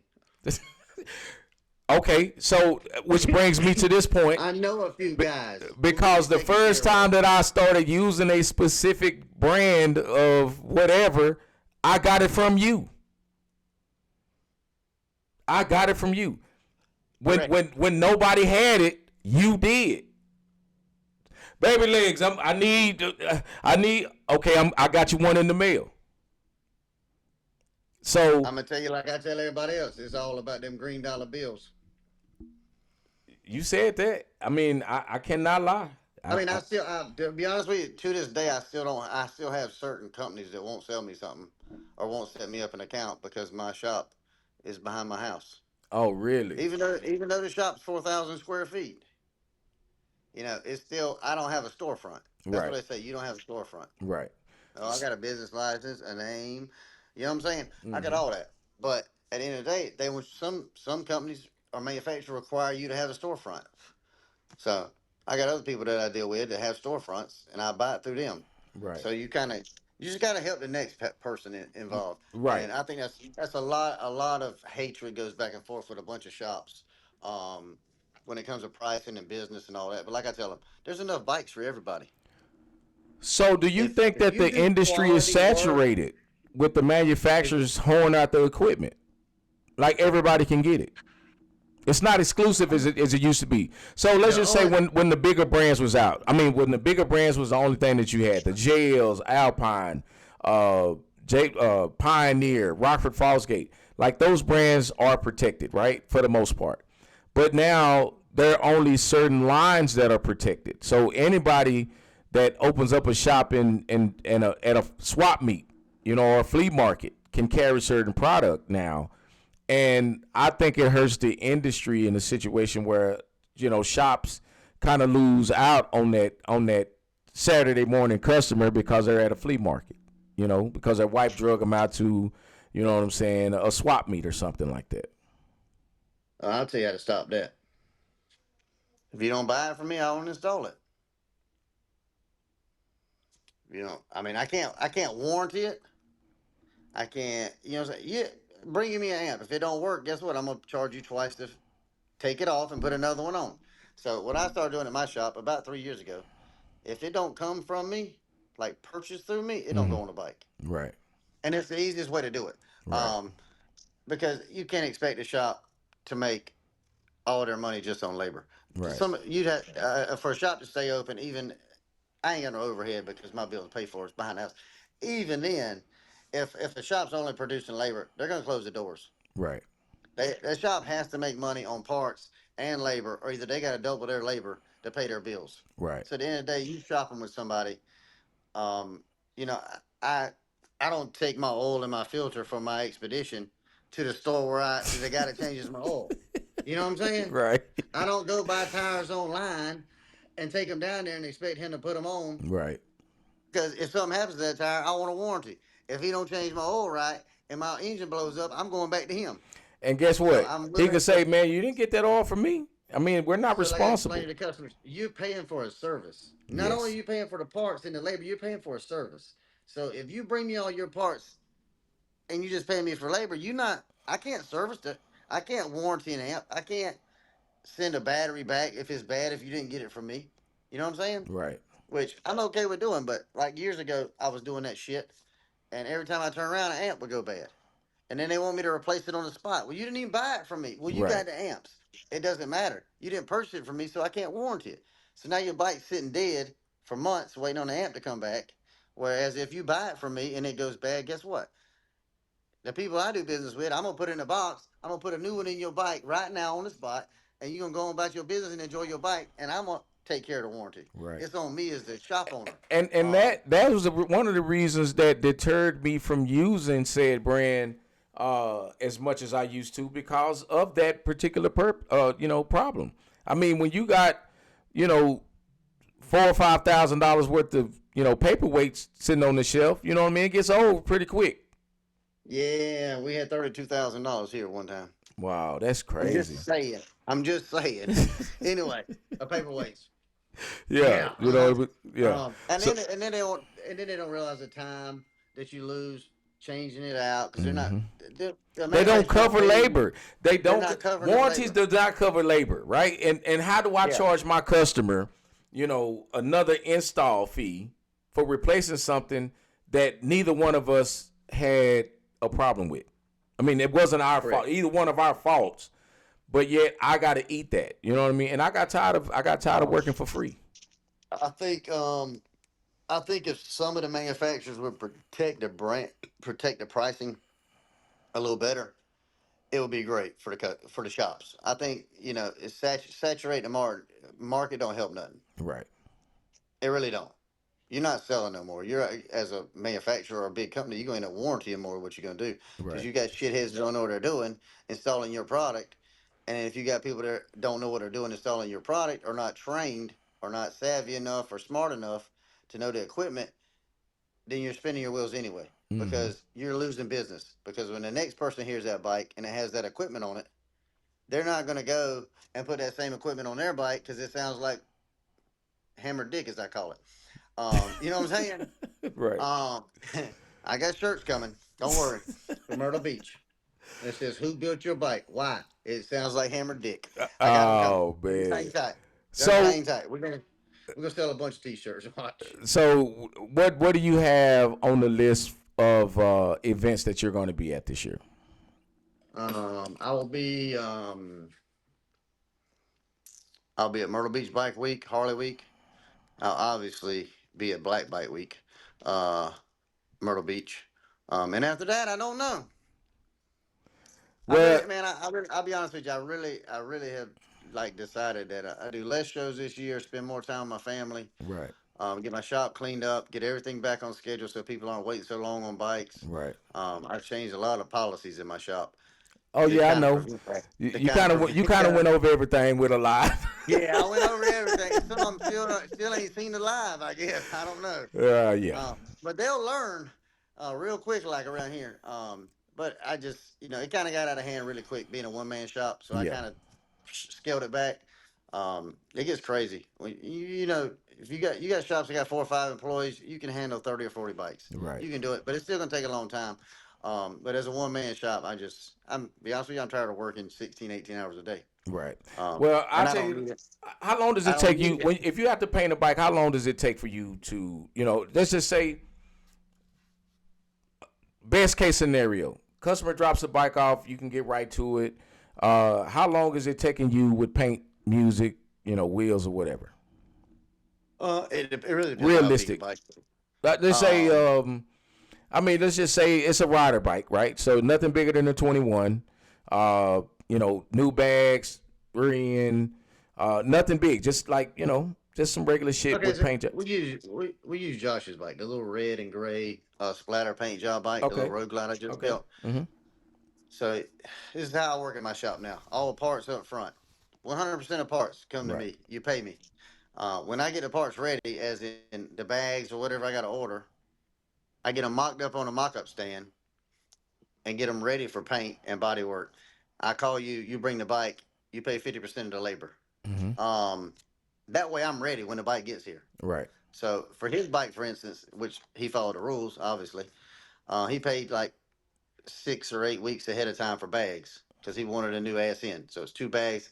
I built them, had them ready, had them mocked up. He dropped the bike off. Air ride, center stand, front wheel, uh, swing arm air tank, audio, bags, crazy paint job. 14 days it was gone. Because you had already prepped and painted before he brought it. I haven't painted nothing, no. No. I just body worked it. I already mocked it up on the stand, so I knew it was going to fit the bike. Obviously, I got a spare. I got 6 frames that I mocked body parts up on, so Right. everything was ready to go. All the parts are here. Everything's ready to go. It just need to be painted and put together and audioed. I did it in 14 days, which That's pretty. is pretty damn quick. Okay, so let's say, because that's best case scenario. Let's say worst case scenario. Yeah. Worst case scenario, if it's got a lot of body work and like modifications that need to be done, I'd probably say 30 to 45 days. So you still getting the bike out within a month, and that's paint work and body work. Yeah. As long as the rules are followed. Yeah, like I think I got 6 or 8 bikes left here that's been here a while, like big bikes that I've been Right. working on for like 6 8 months. Right. Um, but it was just the smaller bikes and all the other stuff was backing up. So I just cut it off in November. Right. Um, and I think I still got 6 that I really should have already had done. But I'm working on them and we'll get them out of here. But what I'm going to here shortly is 10 or less bikes, and there'll be no more than 2 big bikes here at a time, period. Right. Like, so if it's a full build, like frame off, neck, cut, paint, body work, there'll be no more than 2 of them here at a time. So How long I'm are gonna you try to, taking I'm gonna try to do. on a big bike? So let me just put it to you like this. My average on a big bike with paint and everything, that's wheels, neck, paint, music, and everything is about 6 months. That's pretty good. That's actually pretty good. And it depends on the workload. The other stuff that's in the shop. Right. I mean, obviously, everybody's gonna put rider bikes to the front. I mean, I hate to say it, That's what pays the I bills. mean, it is what it is. You have to keep money rolling. If you Yes. don't keep money rolling and money's sitting or dead, it's called dead money. That's what I call big bikes. They're dead money. Right. Until they leave, they're dead money. You're losing money on them bikes until they leave. Then you might break even. You might make a little bit of money. But the small bikes, you got to keep them in and out. That's what keeps the money rolling. That's what keeps the shops open. Um, like I told somebody the other day, I'll stop my whole shop and build you a bike. And in I can probably build a big bike, paint it, audio, everything, neck, frame off, probably in 30 days. But are you willing to pay me $125 an hour for 30 days, and I'm gonna work 10 to 16 hour days? See, that's the part You that know what they I'm don't saying? talk So about. so so let's see if your pockets is as deep as your wants. Because I don't mind stopping my shop if I'm gonna make $125 an hour every day of the week for 10 to 16 hours to build your bike and only build one bike in 30 days. I'm fine with that. If your pockets can handle it, my hands can do the work. I promise. Um, but most people don't realize that if you were to stop a shop, it really don't take that long to build a big bike. Right. But and if you really charged them per hour like you should, Yes. very few people would be able to afford to Yes. build a big bike. Yes.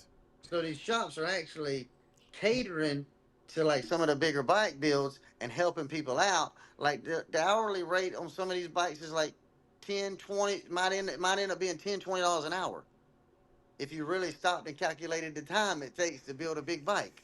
Yeah, man, and, Um, and they don't understand. You know, a lot of people don't understand that what goes into in the time. You know what I mean? Because I mean, for you to wire up, just to wire up a tour pack with 3 amplifiers. I mean, hell, that's an all day job. that's a day to 2 days. Hmm. Yeah. Yeah. It's 10 to 20 hours. Yes. Easy. Easy. And that's if you're good. That's if you really know Yeah, what the hell you're because doing. you gotta cut wire, solder, your ends, heat shrink, make the. I'm not gonna get in. Um, Yeah. butt connectors. Yeah, I mean crimping tools.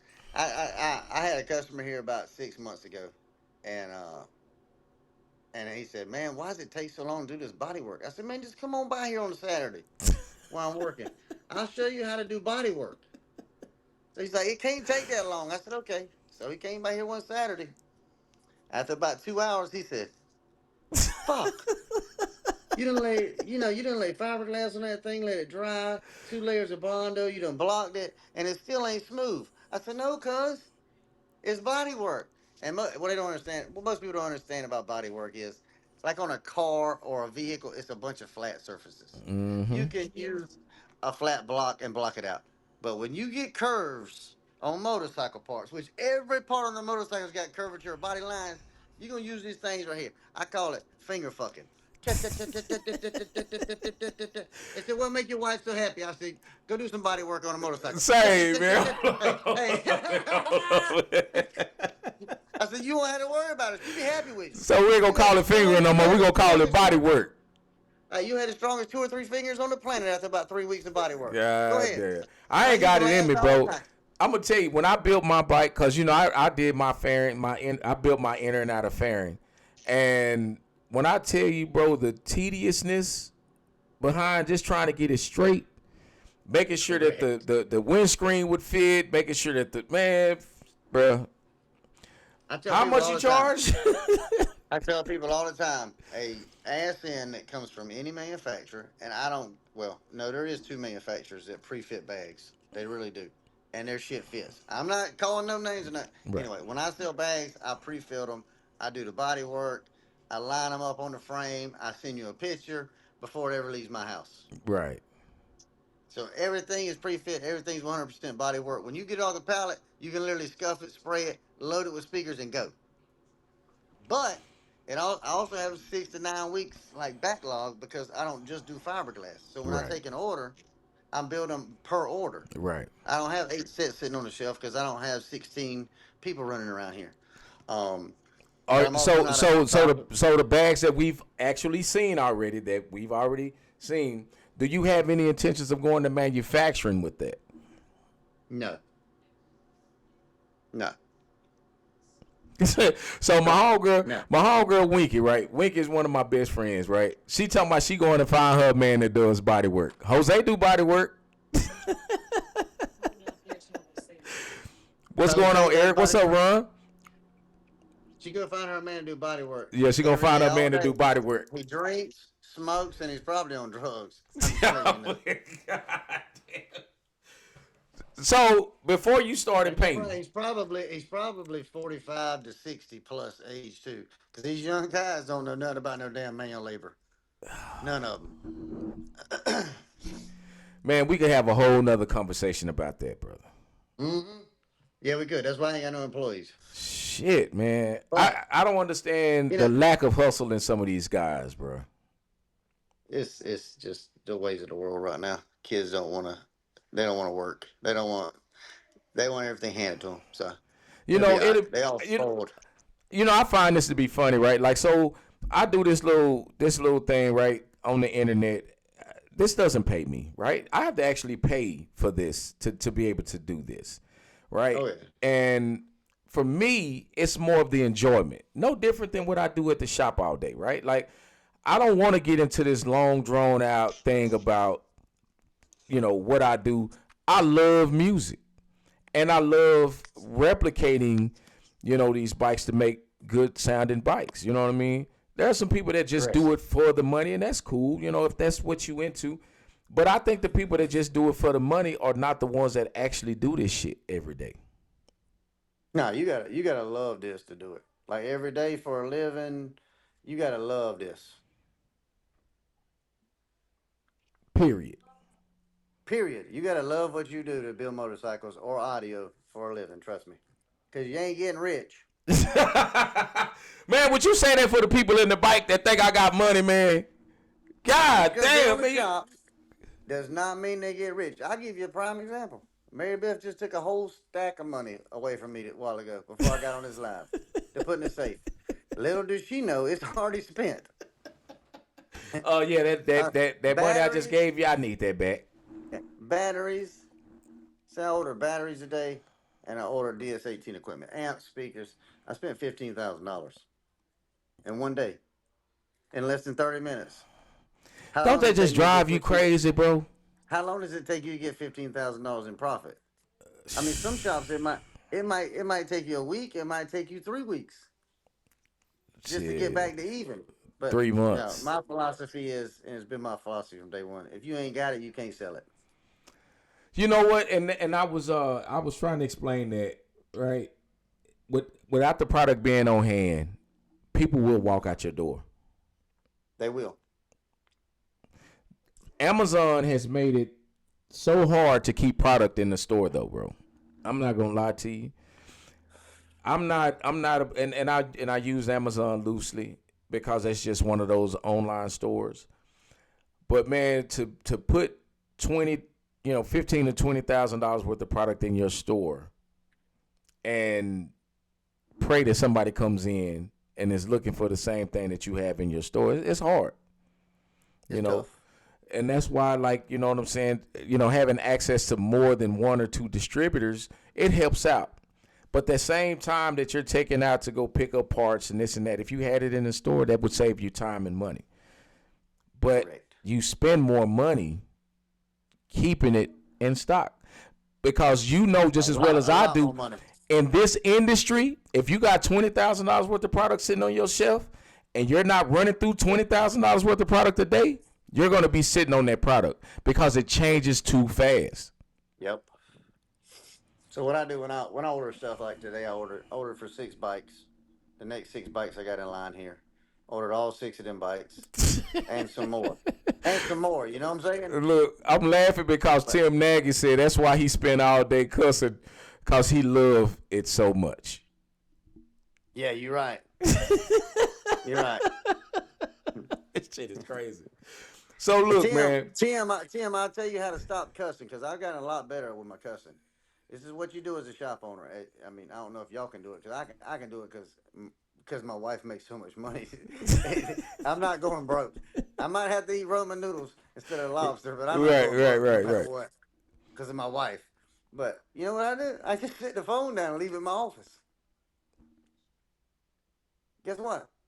From I take phone calls from 6 in the morning till about 9 o'clock. From 9 o'clock to 5 o'clock, you won't catch me on the phone. Really? If I am working on a customer's bike, and I tell customers this all the time, they get pissed off. If I'm working on somebody else's bike, they're paying me. So what injustice would I do them if I stop and talk to you while they're paying me? You know Do what, you baby want to pay legs? me while do you want to pay me while I'm talking to somebody else instead of working on your bike? So do you realize? Okay, so baby legs, when you and I first started communicating, it was always at 6 o'clock in the fucking morning. So I Mm-hmm. know to communicate with you between 7 o'clock your time and 9 o'clock your time. Yep. I don't even call you. I send you a message Yeah. And I tell because people I all the time, already you know. can't text. I tell people all the time, you can't text. Why I need a text? Well, this is why I like text, and I just went through this with a customer today. Why you like texting? Because if you text me, I got a receipt. Yeah. And you got a receipt. You Right. got a receipt as a customer, and I got a receipt as a shop owner. Can't nobody say this, that bullshit. You know what I'm saying? And a text message, I can respond whenever I want to or Right. whenever I get a chance. Right. Um, I can't just stop and answer the phone. Because let me tell you something. The text message just says, hey, you got a minute to call me? Yeah, I got a minute. But what am I going to do when I get on the phone? Oh, your 60 seconds is up. We're going to start charging you 2 minutes. Click and hang up. You know what I'm saying? $2 a minute. Because a, So a minute phone conversation with a customer is going to turn into 30 minutes or an hour or an hour and a half that you can't get back. so let me ask you this. There's a guy that uh a, there was a shop owner that a customer got upset at him because he charged him for an estimate, but then he told him, "Hey man, whatever I charge you for this estimate, I'm going to put on your bill." And the guy got mad, went online and blasted the guy out. Yeah. How dare, he charged me, you know what I'm saying, for an estimate and I can go. Listen, I wholeheartedly agree with the shop owner. Charge him. So this Because is you know this what'll is my happen? thing. You go spend 30 minutes creating this invoice and they'll go somewhere else because they don't like Yep. what that number is. So what I also started doing about a year and a half ago is I don't do estimates. I don't do itemized estimates. Let's put it that way. Right, right, right. I will give you a number. You tell me what you want, and I'm gonna give you the number, the total number. And it's really a guesstimate on most of this stuff because you can't, unless it's a stock bone bike that nobody's touched. Right, You have no clue what you're getting into as a right. shop owner. So I give people a guesstimate, and if they want a full fledged estimate, they're gonna pay me. I'll sit down and give you a full fledged estimate, but that's an hour, hour and a half of my time that I'm losing. But I mean, when I do them big estimates, I do tell the customers if the bike does come to me, I'll take that back off the invoice. Right. I'll take the estimate time off the invoice. Yes. But I quit doing. Joey told me to quit doing estimates 5 years ago. He said just ring a number off the top of your head. If they want you to do it, the price don't matter. Mm-hmm. Who? Hang on. Loyal customers that do business with you because of you and the quality. Right. They don't care what the price is. Right. And They that gonna pay. sound. They want that They sound. gonna pay. They want the sound. They want the quality. They want the service.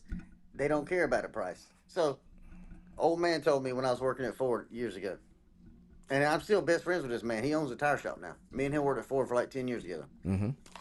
He told me, he said, for every customer that tells you no because of a price, there's 10 that'll tell you yes. Mm-hmm. Don't worry about it. Everybody ain't your customer.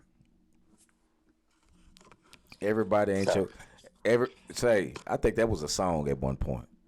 everybody ain't your customer.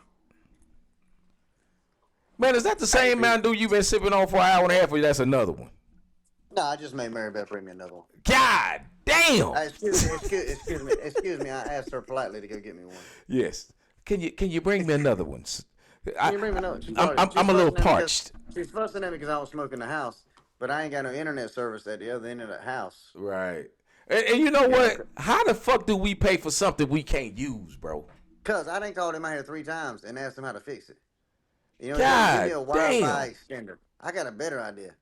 I'm gonna run my own wire off of that box out there as soon as I get a chance, up under this house, all the way to my office. Don't get Then they gonna fuss electrocuted. 'cause I run my own wire. Don't get electrocuted, man. That wire hot.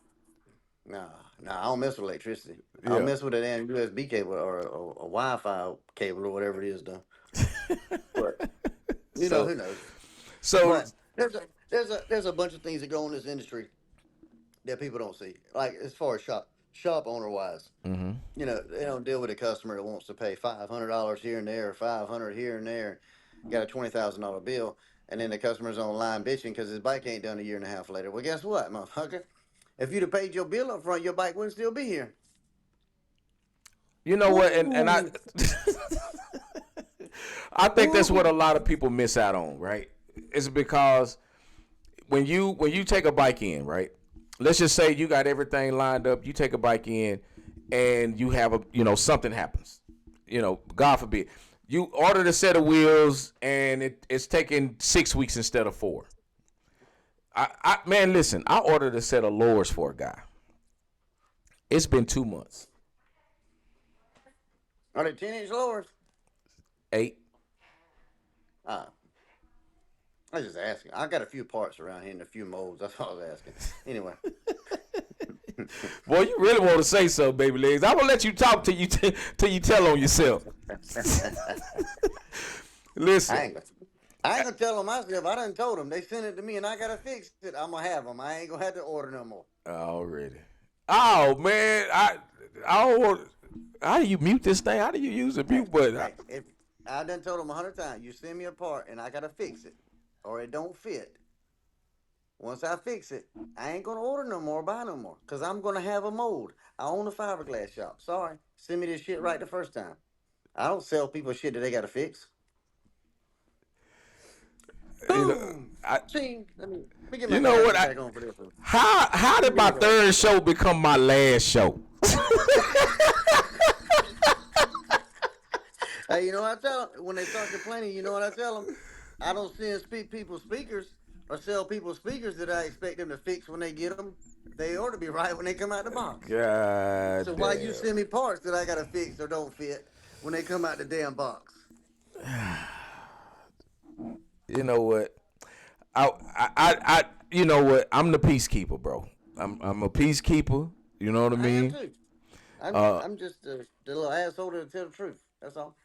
Well, the thing of it is that Baby Legs again. I wanted to have you on here, man, because I feel like you're highly respected in this industry. You know what I mean? You've turned some shit around that I've seen. You know what I mean? But not only that, man, you're in this industry to make improvements to it. You know what I mean? And I just want to celebrate that with you. You know what I mean?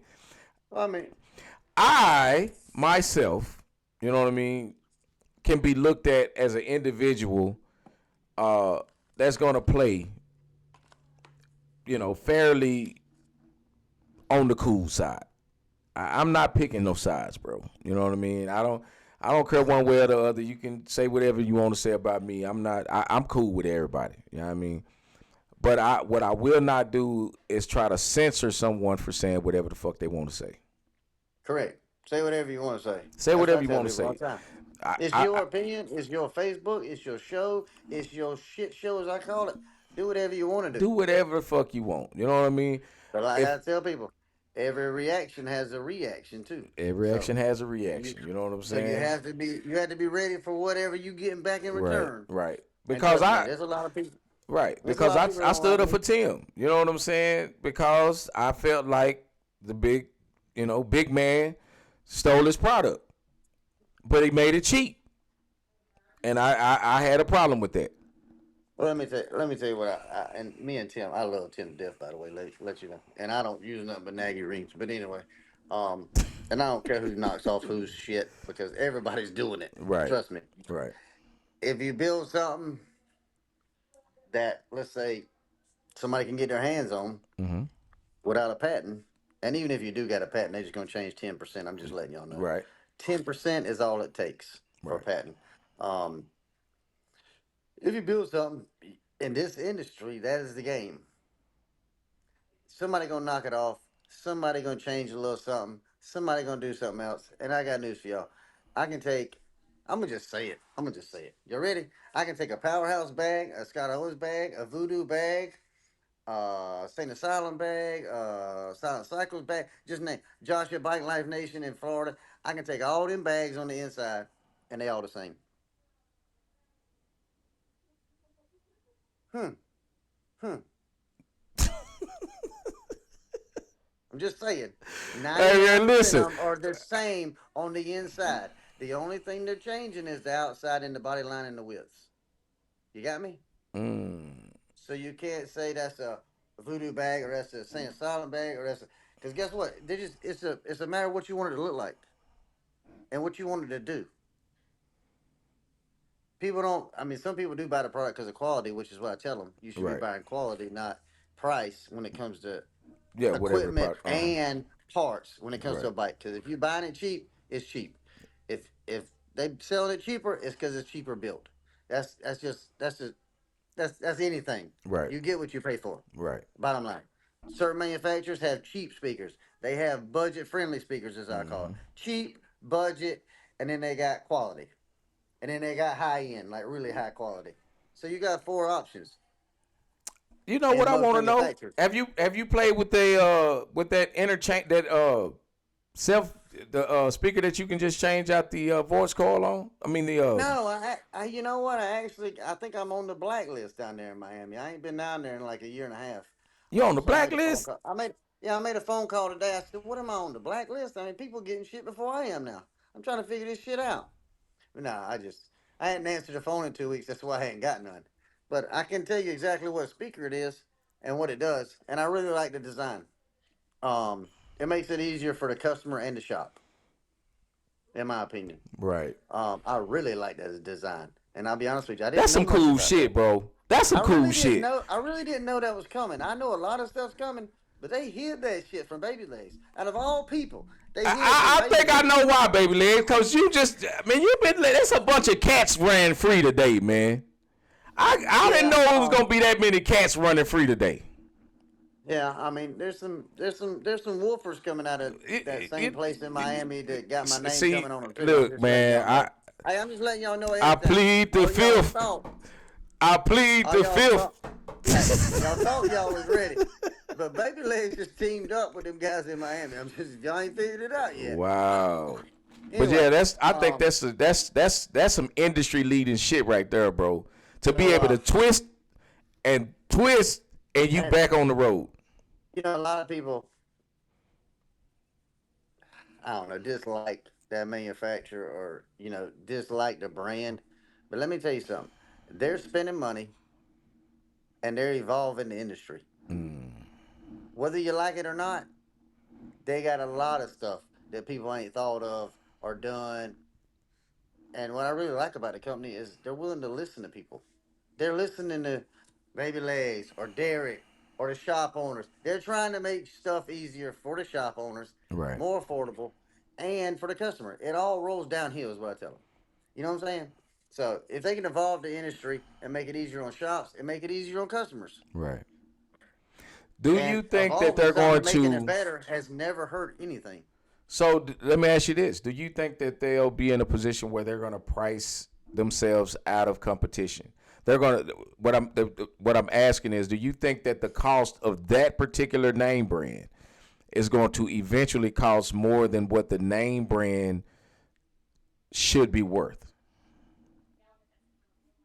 No, and I can't tell you why on a live video. We can talk private, Sure enough. but I just they're not going nowhere.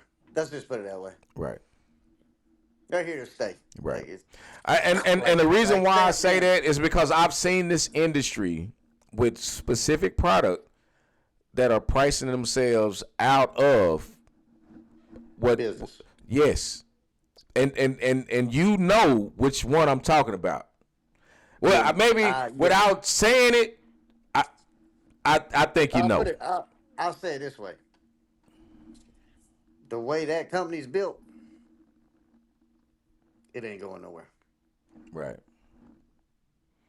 And again, I can't. I don't have any complaints about that particular company. I have no qualms about it. I mean, hell, I was using PRV when people were saying I don't like that shit. It's too screechy.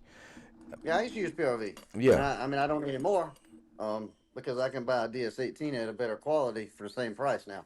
Right. So a lot of it is preference. Right. And believe it or not, I mean, I'll say it. Nobody won't say it. I'll say it. A lot of these manufacturers are tied in with each other. You know what I'm saying? They're getting stuff out of the same building houses. It's it's hard to explain, but a lot of these manufacturers are tied in, and they do talk to each other. Everybody thinks they hate each other. No, they trust me. They work together more. I mean, like there's people that think that wouldn't have a clue about me and Dan working together. Right. Dan's shop's 5 miles down the road. I promise you, if I walk in there, whatever he's got, he's giving it to me if I need it. Whether I got to pay for it or whether he said, "Hey, just bring it back." If he walks into my shop and needs something, he's getting it. If I got to take it off my personal bike and give it to him, I'm gonna give it to him. Right. He needs it. I don't need it right now.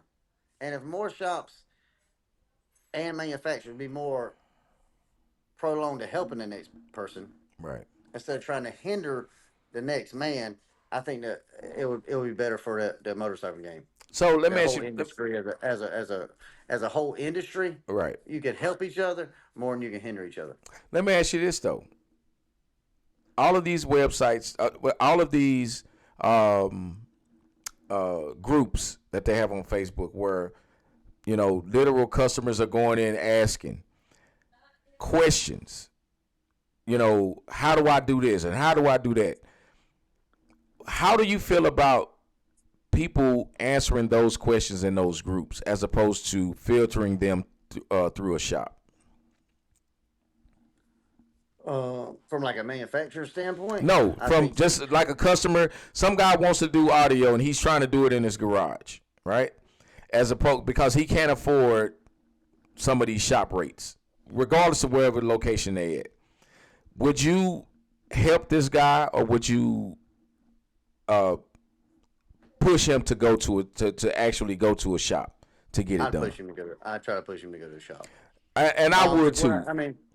And what I tell them is you're going to end up spending money twice. Right. Spend it once and be happy, or you spend it 2 or 3 times. You can try to do it yourself, but this stuff is not easy by no means. If it was easy, everybody'd do it. And maybe that's why so many shops are popping up, because everybody thinks they can do it. And I try to help. I try to. I mean, I get a stupid amount. I think I got like 103 voicemails since Monday Mm. right now on my phone, and I don't know how many text messenger inboxes. I try to help small guys like in the garage or guys that's just starting out little shops. Um, that don't bother me. It don't bother me to help somebody. You know what I'm saying? Right. But you have to draw a line as a shop owner, especially me with me just being one person. I can't sit in on the phone and you know what I'm saying, go back Right. and forth or talk for hours, Right. because it's costing me money. Mm-hmm. It's costing the shop money. It's costing me money, and I do it for a living. So it's hard for me to just stop and help somebody for 3 hours when I could be making money for 3 hours. Right. Right. Right. But those guys, I try to push them to a shop, and I mean, you can ask Troy, you can ask Dan, you can ask Dorian. I ask the people where they're from. Where are you from? And if it's somebody I do business with and I trust and I know they build quality stuff, that's who I try to send them to that's close to them. Right. Because if they stay in their area and they have a problem, they can go there. You know what I'm saying? Right. I got customers if they have a problem, they got to drive 6, 8 hours, but they're locked in. You know what I'm saying? They've been my customers for 4 or 5 years, so that's what they want to do. So if you want to drive 6 hours to bring your bike for me to swap the woofers out, that's fine. Right. But I try to localize. I mean, there's a lot of good shops. There, it's not like it. Well, there's a lot of good shops that can do normal stuff. Right. There's a lot of shops that specialize in crazy stuff like I do, like crazy body work lines and fiberglass. Right. You're not gonna find that many guys. No. But No. there's Not at all. but there's a lot of guys that do good quality work Hell when it comes yeah. to motorcycles. Mm-hmm. And there's some shops that I wouldn't let work on my moped. But I tell people you got to do some research. Mm-hmm. And I think that's what the industry is people want the quick fix, right? I need it right done. I need it done right now. And most of the people wait till the last minute to want it done anyway. What's your availability? How long is it going to take? Hey, man, listen, if I tell you a week, just be happy with that. It may even be 2 days. You know what I mean? So I think that we get into this whole thing. The whole fight is not with the shop. It's the customers. It's the customer that says, "Oh, I'm going to pledge loyalty, to this, and this," as opposed to saying, "Okay, hey man, look, how do we fix this at the end of the day?" And Baby Legs, like I said, you've been in this industry for, especially on the East Coast, because everything on the East Coast is starting to filter its way to the South, and West. So when I say, the East Coast is the barometer. Because I can tell you right now, I watched Moo and Ricky Will battle in 2017 on YouTube. I thought that was the coolest shit in the fucking world. I'm like, man, these niggas got these people got whole fucking sound competitions going on, and I mean everybody rocking. And I tell Moo to this day, yep. When I first met Moo at the Joey show, I was like, bro. Man, I fanned out, right? Because I don't look at people that I watch on TV, right? Those are not stars to me. Those are not real people. The real people are the ones that I can touch. When I came out to Raleigh, we showed up at your house and you welcomed me at your house. You didn't tell me, "Hey, brother, you got to stand out there. You can't come in here, darky." You ain't saying no shit like that. You know what I mean? It was cool. And I've been to Baby Legs' house. You know what I mean? So when I got to the East Coast, man, it was so much love on the East Coast. I tell this story to this day. Man, it was an old white dude with a long-ass beard and a beer belly. He looked at me and said, "Hey, man, you're that Upgrade guy." I was like, God damn, I ain't nowhere near Texas. Yeah. And people knew who I was. And that was just the coolest shit to me, man. Joey Hensley pulling up at my shop, right? That was big. T-Funk, bro. T-Funk called me from California. "Hey, man, I'm passing through. I'm going to pull up on you."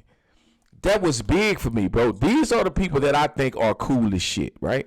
So the whole point of this platform is to give you guys y'all's flowers from a Texas guy. You know what I'm saying? With the love, respect, and admiration that I have for you guys. You know what I'm saying? I don't give a fuck what goes on at these sound competitions. I don't give a fuck about all that. You guys are cool as shit. You know what I'm saying? And you guys should be celebrated, just like everybody else. I want to have the guys on here that's got shops that I don't know personally, so I can get them on this show and know who they are. And also to put the spotlight on you guys so that everybody knows who you are. You know what I'm saying? We broadcast all the way to Africa. You know what I mean? And it gives people a chance to know who you guys are in reality, as opposed to just somebody that they see every now and then at a show or whatever the case is. So, with that being said, there's hey, a lot of there's a lot of people, good people in this industry, yes, and like the persona that I used to put on. You know what I'm saying? I used to yeah, be wild, crazy. right, Nobody really gets to see some of the background of these people, like their family and their family yeah, oriented, and grandkids and what they do on a daily basis, family wise, or right, they get to see the shop side or the show side. right, You know what I'm saying? Like you come visit me in my shop, I'm a totally different person than I am at a show. If I'm wound up and going and we competing or whatever. That's right, why I don't build competition bikes anymore. right. Because I'll be honest with you, I'm too competitive. Mm. It's something I needed to get out of my system. You know what I'm saying? I'm the kind of person if you beat me, I'm gonna come back to the shop. It's been $40,000 to beat you next week. And that's the I mean, thing, bro. Like I understood that's that from the word that's go. just Like, how that's just how competitive I am. So I've never owned like a audio bike for myself because then I'll be putting myself in front of my customers. yeah, So I always put my customers first, and if they get enjoyment out of it and they're happy, you'll get another customer. And I tell people all the time, they say, "How you build your business?" I said, "One customer at a time." say, man, listen, You got one Lou, happy customer, you get two happy customers. You get three happy customers, then you're gonna get an asshole. You just run them off and get you another happy customer. and that's what we should have, happy customers, right? Again, you know, let me ask you this. I'm gonna ask you this. I got to get in the habit of asking everybody this question: loyalty or respect?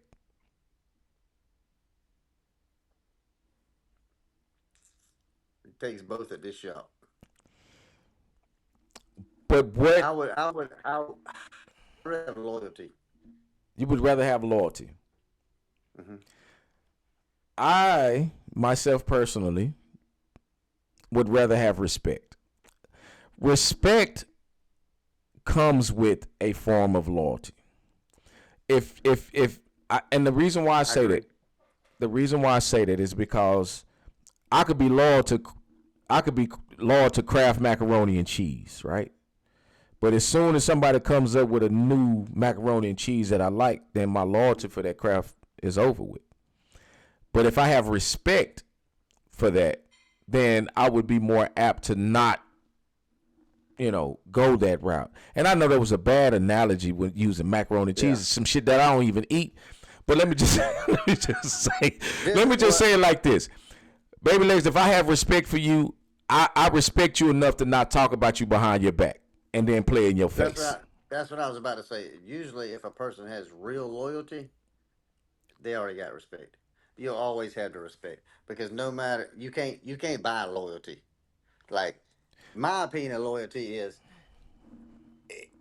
if somebody disrespects me and I ain't there, you're supposed to speak up. That's what I see loyalty as. It ain't a one way street. It ain't a you can't loyalty can't be bought really. Right. That's something that you gotta have inside of you.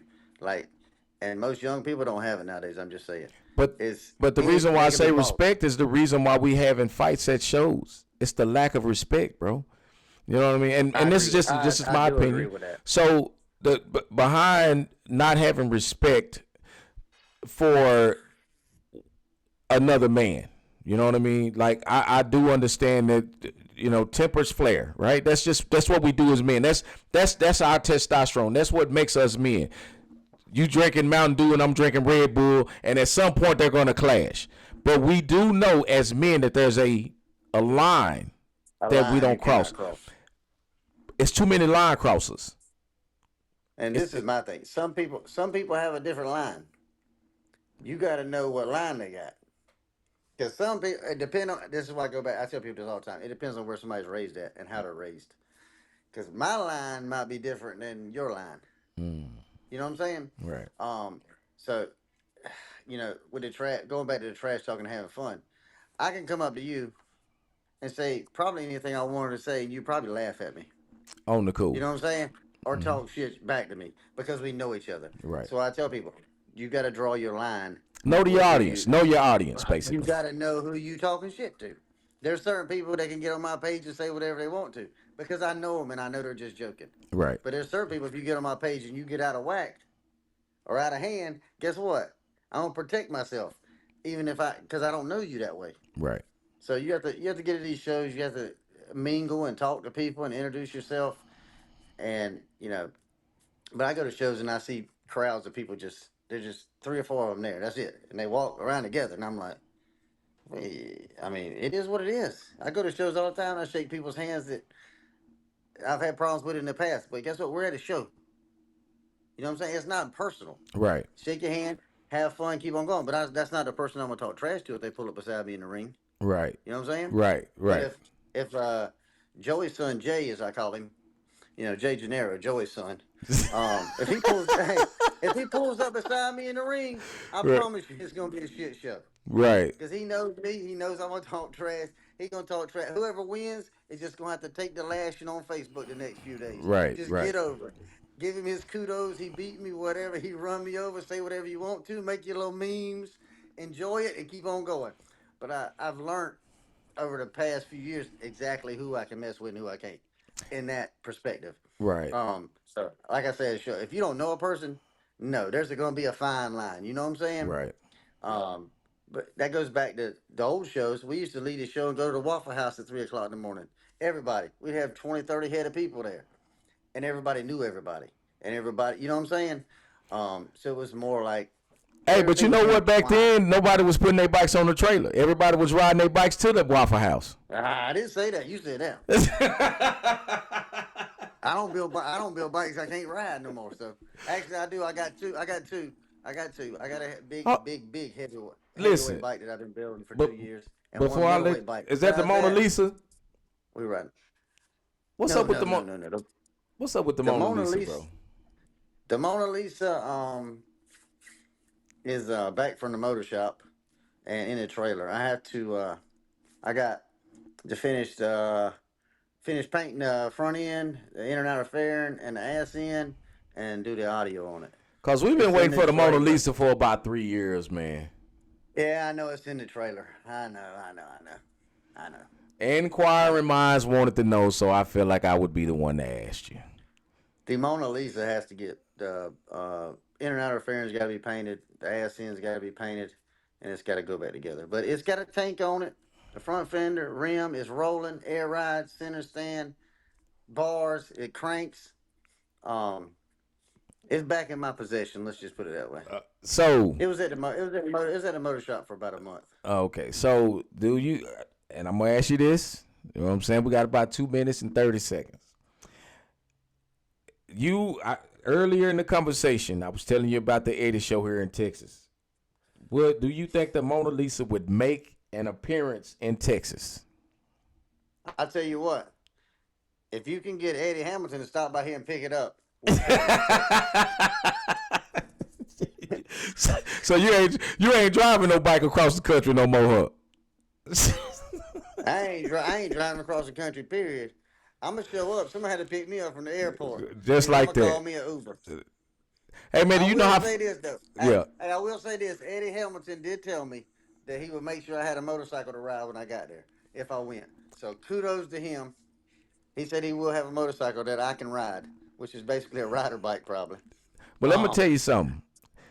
Eddie Hamilton is very friendly when it comes to motorcycles. I am too, believe it or not. Right. That's why I just built this little rider bike. Right. Because some of my customers, their bikes being too long, and it's getting close to bike week. So if one of them wants a bike to ride, I just tell them to come get my bike. Like I let Willie Wonka ride Mary Beth's bike a year ago, the Lay Frame 30 before I sold it. He rode it all bike week. Come get it. I ain't got your shit done. Come get it. Listen. I'm lenient with bikes. Well, when it comes to the Mona Lisa though, I don't think nobody gonna be riding the Mona Lisa. I'm just saying. I'm gonna tell you like this, and I concur with you when it comes to a customer's bike not being ready and making sure that that they make their events that they had planned. Right. I got a bike. I gave my bike up for one of my customers because the bike wasn't ready. You know what I mean? And it would have been my fault that money was spent and lost. So I took that hit. Right.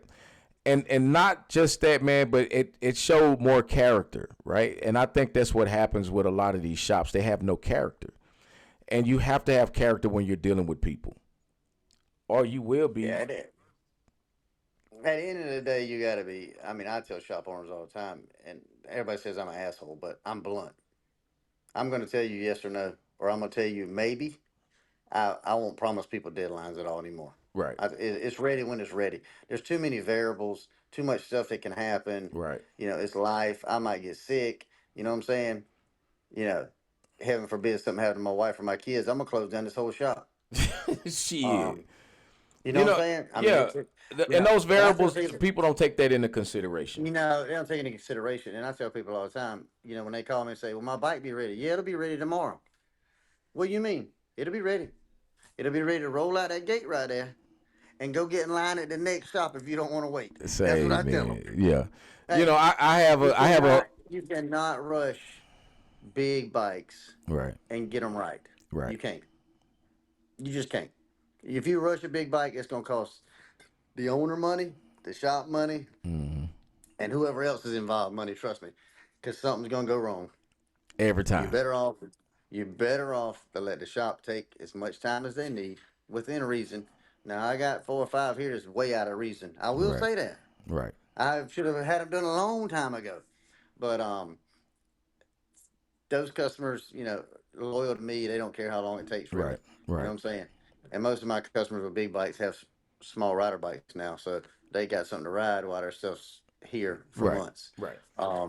But some And of if that you're stuff building on a me, big bike, make sure you have a small bike to ride.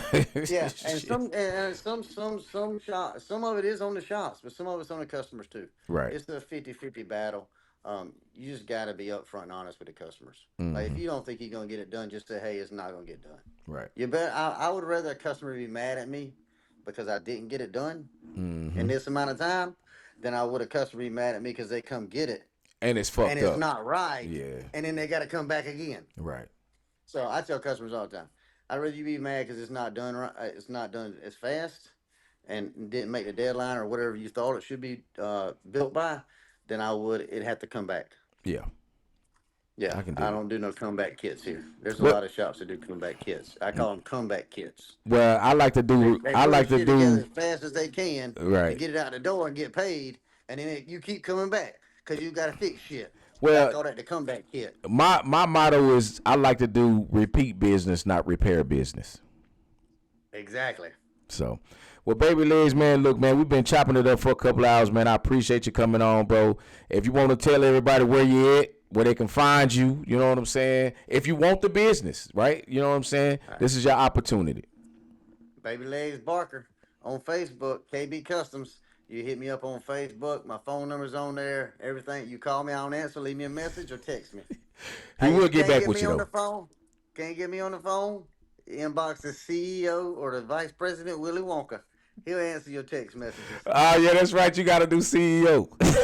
And I got a new Vice President. Right. Okay. There's a little bit of insight to that. Yeah. It's kind of, but he will be a grateful addition to KB Customs here in about 6-7 months. So y'all just hang tight. Oh really? So yeah. Well, Yeah. baby legs, I appreciate you, bro. You know what I'm saying? You have a good remaining of the evening. You know what I'm saying? I appreciate you staying up late with me. You know what I'm saying? I appreciate you, brother. I'm gonna go back to the paint booth. Already. Check on this paint. All right. And, give me something to eat and lay down. If y'all need something, holler at me. Already. I'll holler at you, baby. Later, brother. Later. Yeah, that was baby legs, man. Y'all got hopefully some insightful information today. I appreciate you guys for tuning in. Like I say, man, this is for the people, and hopefully, man, y'all stick around with me, man. We're gonna try to do this every Wednesday, 6 o'clock Central Standard Time. That's 7 o'clock on the East Coast and 4 o'clock on the West Coast. So I appreciate y'all for stopping in, man. Hopefully, it's been entertaining for you guys. We didn't bore you too much. This is audio. Motorcycle audio, and we love to do this. So with that being said, I appreciate you guys for again stopping by, and I appreciate it. Have a good one.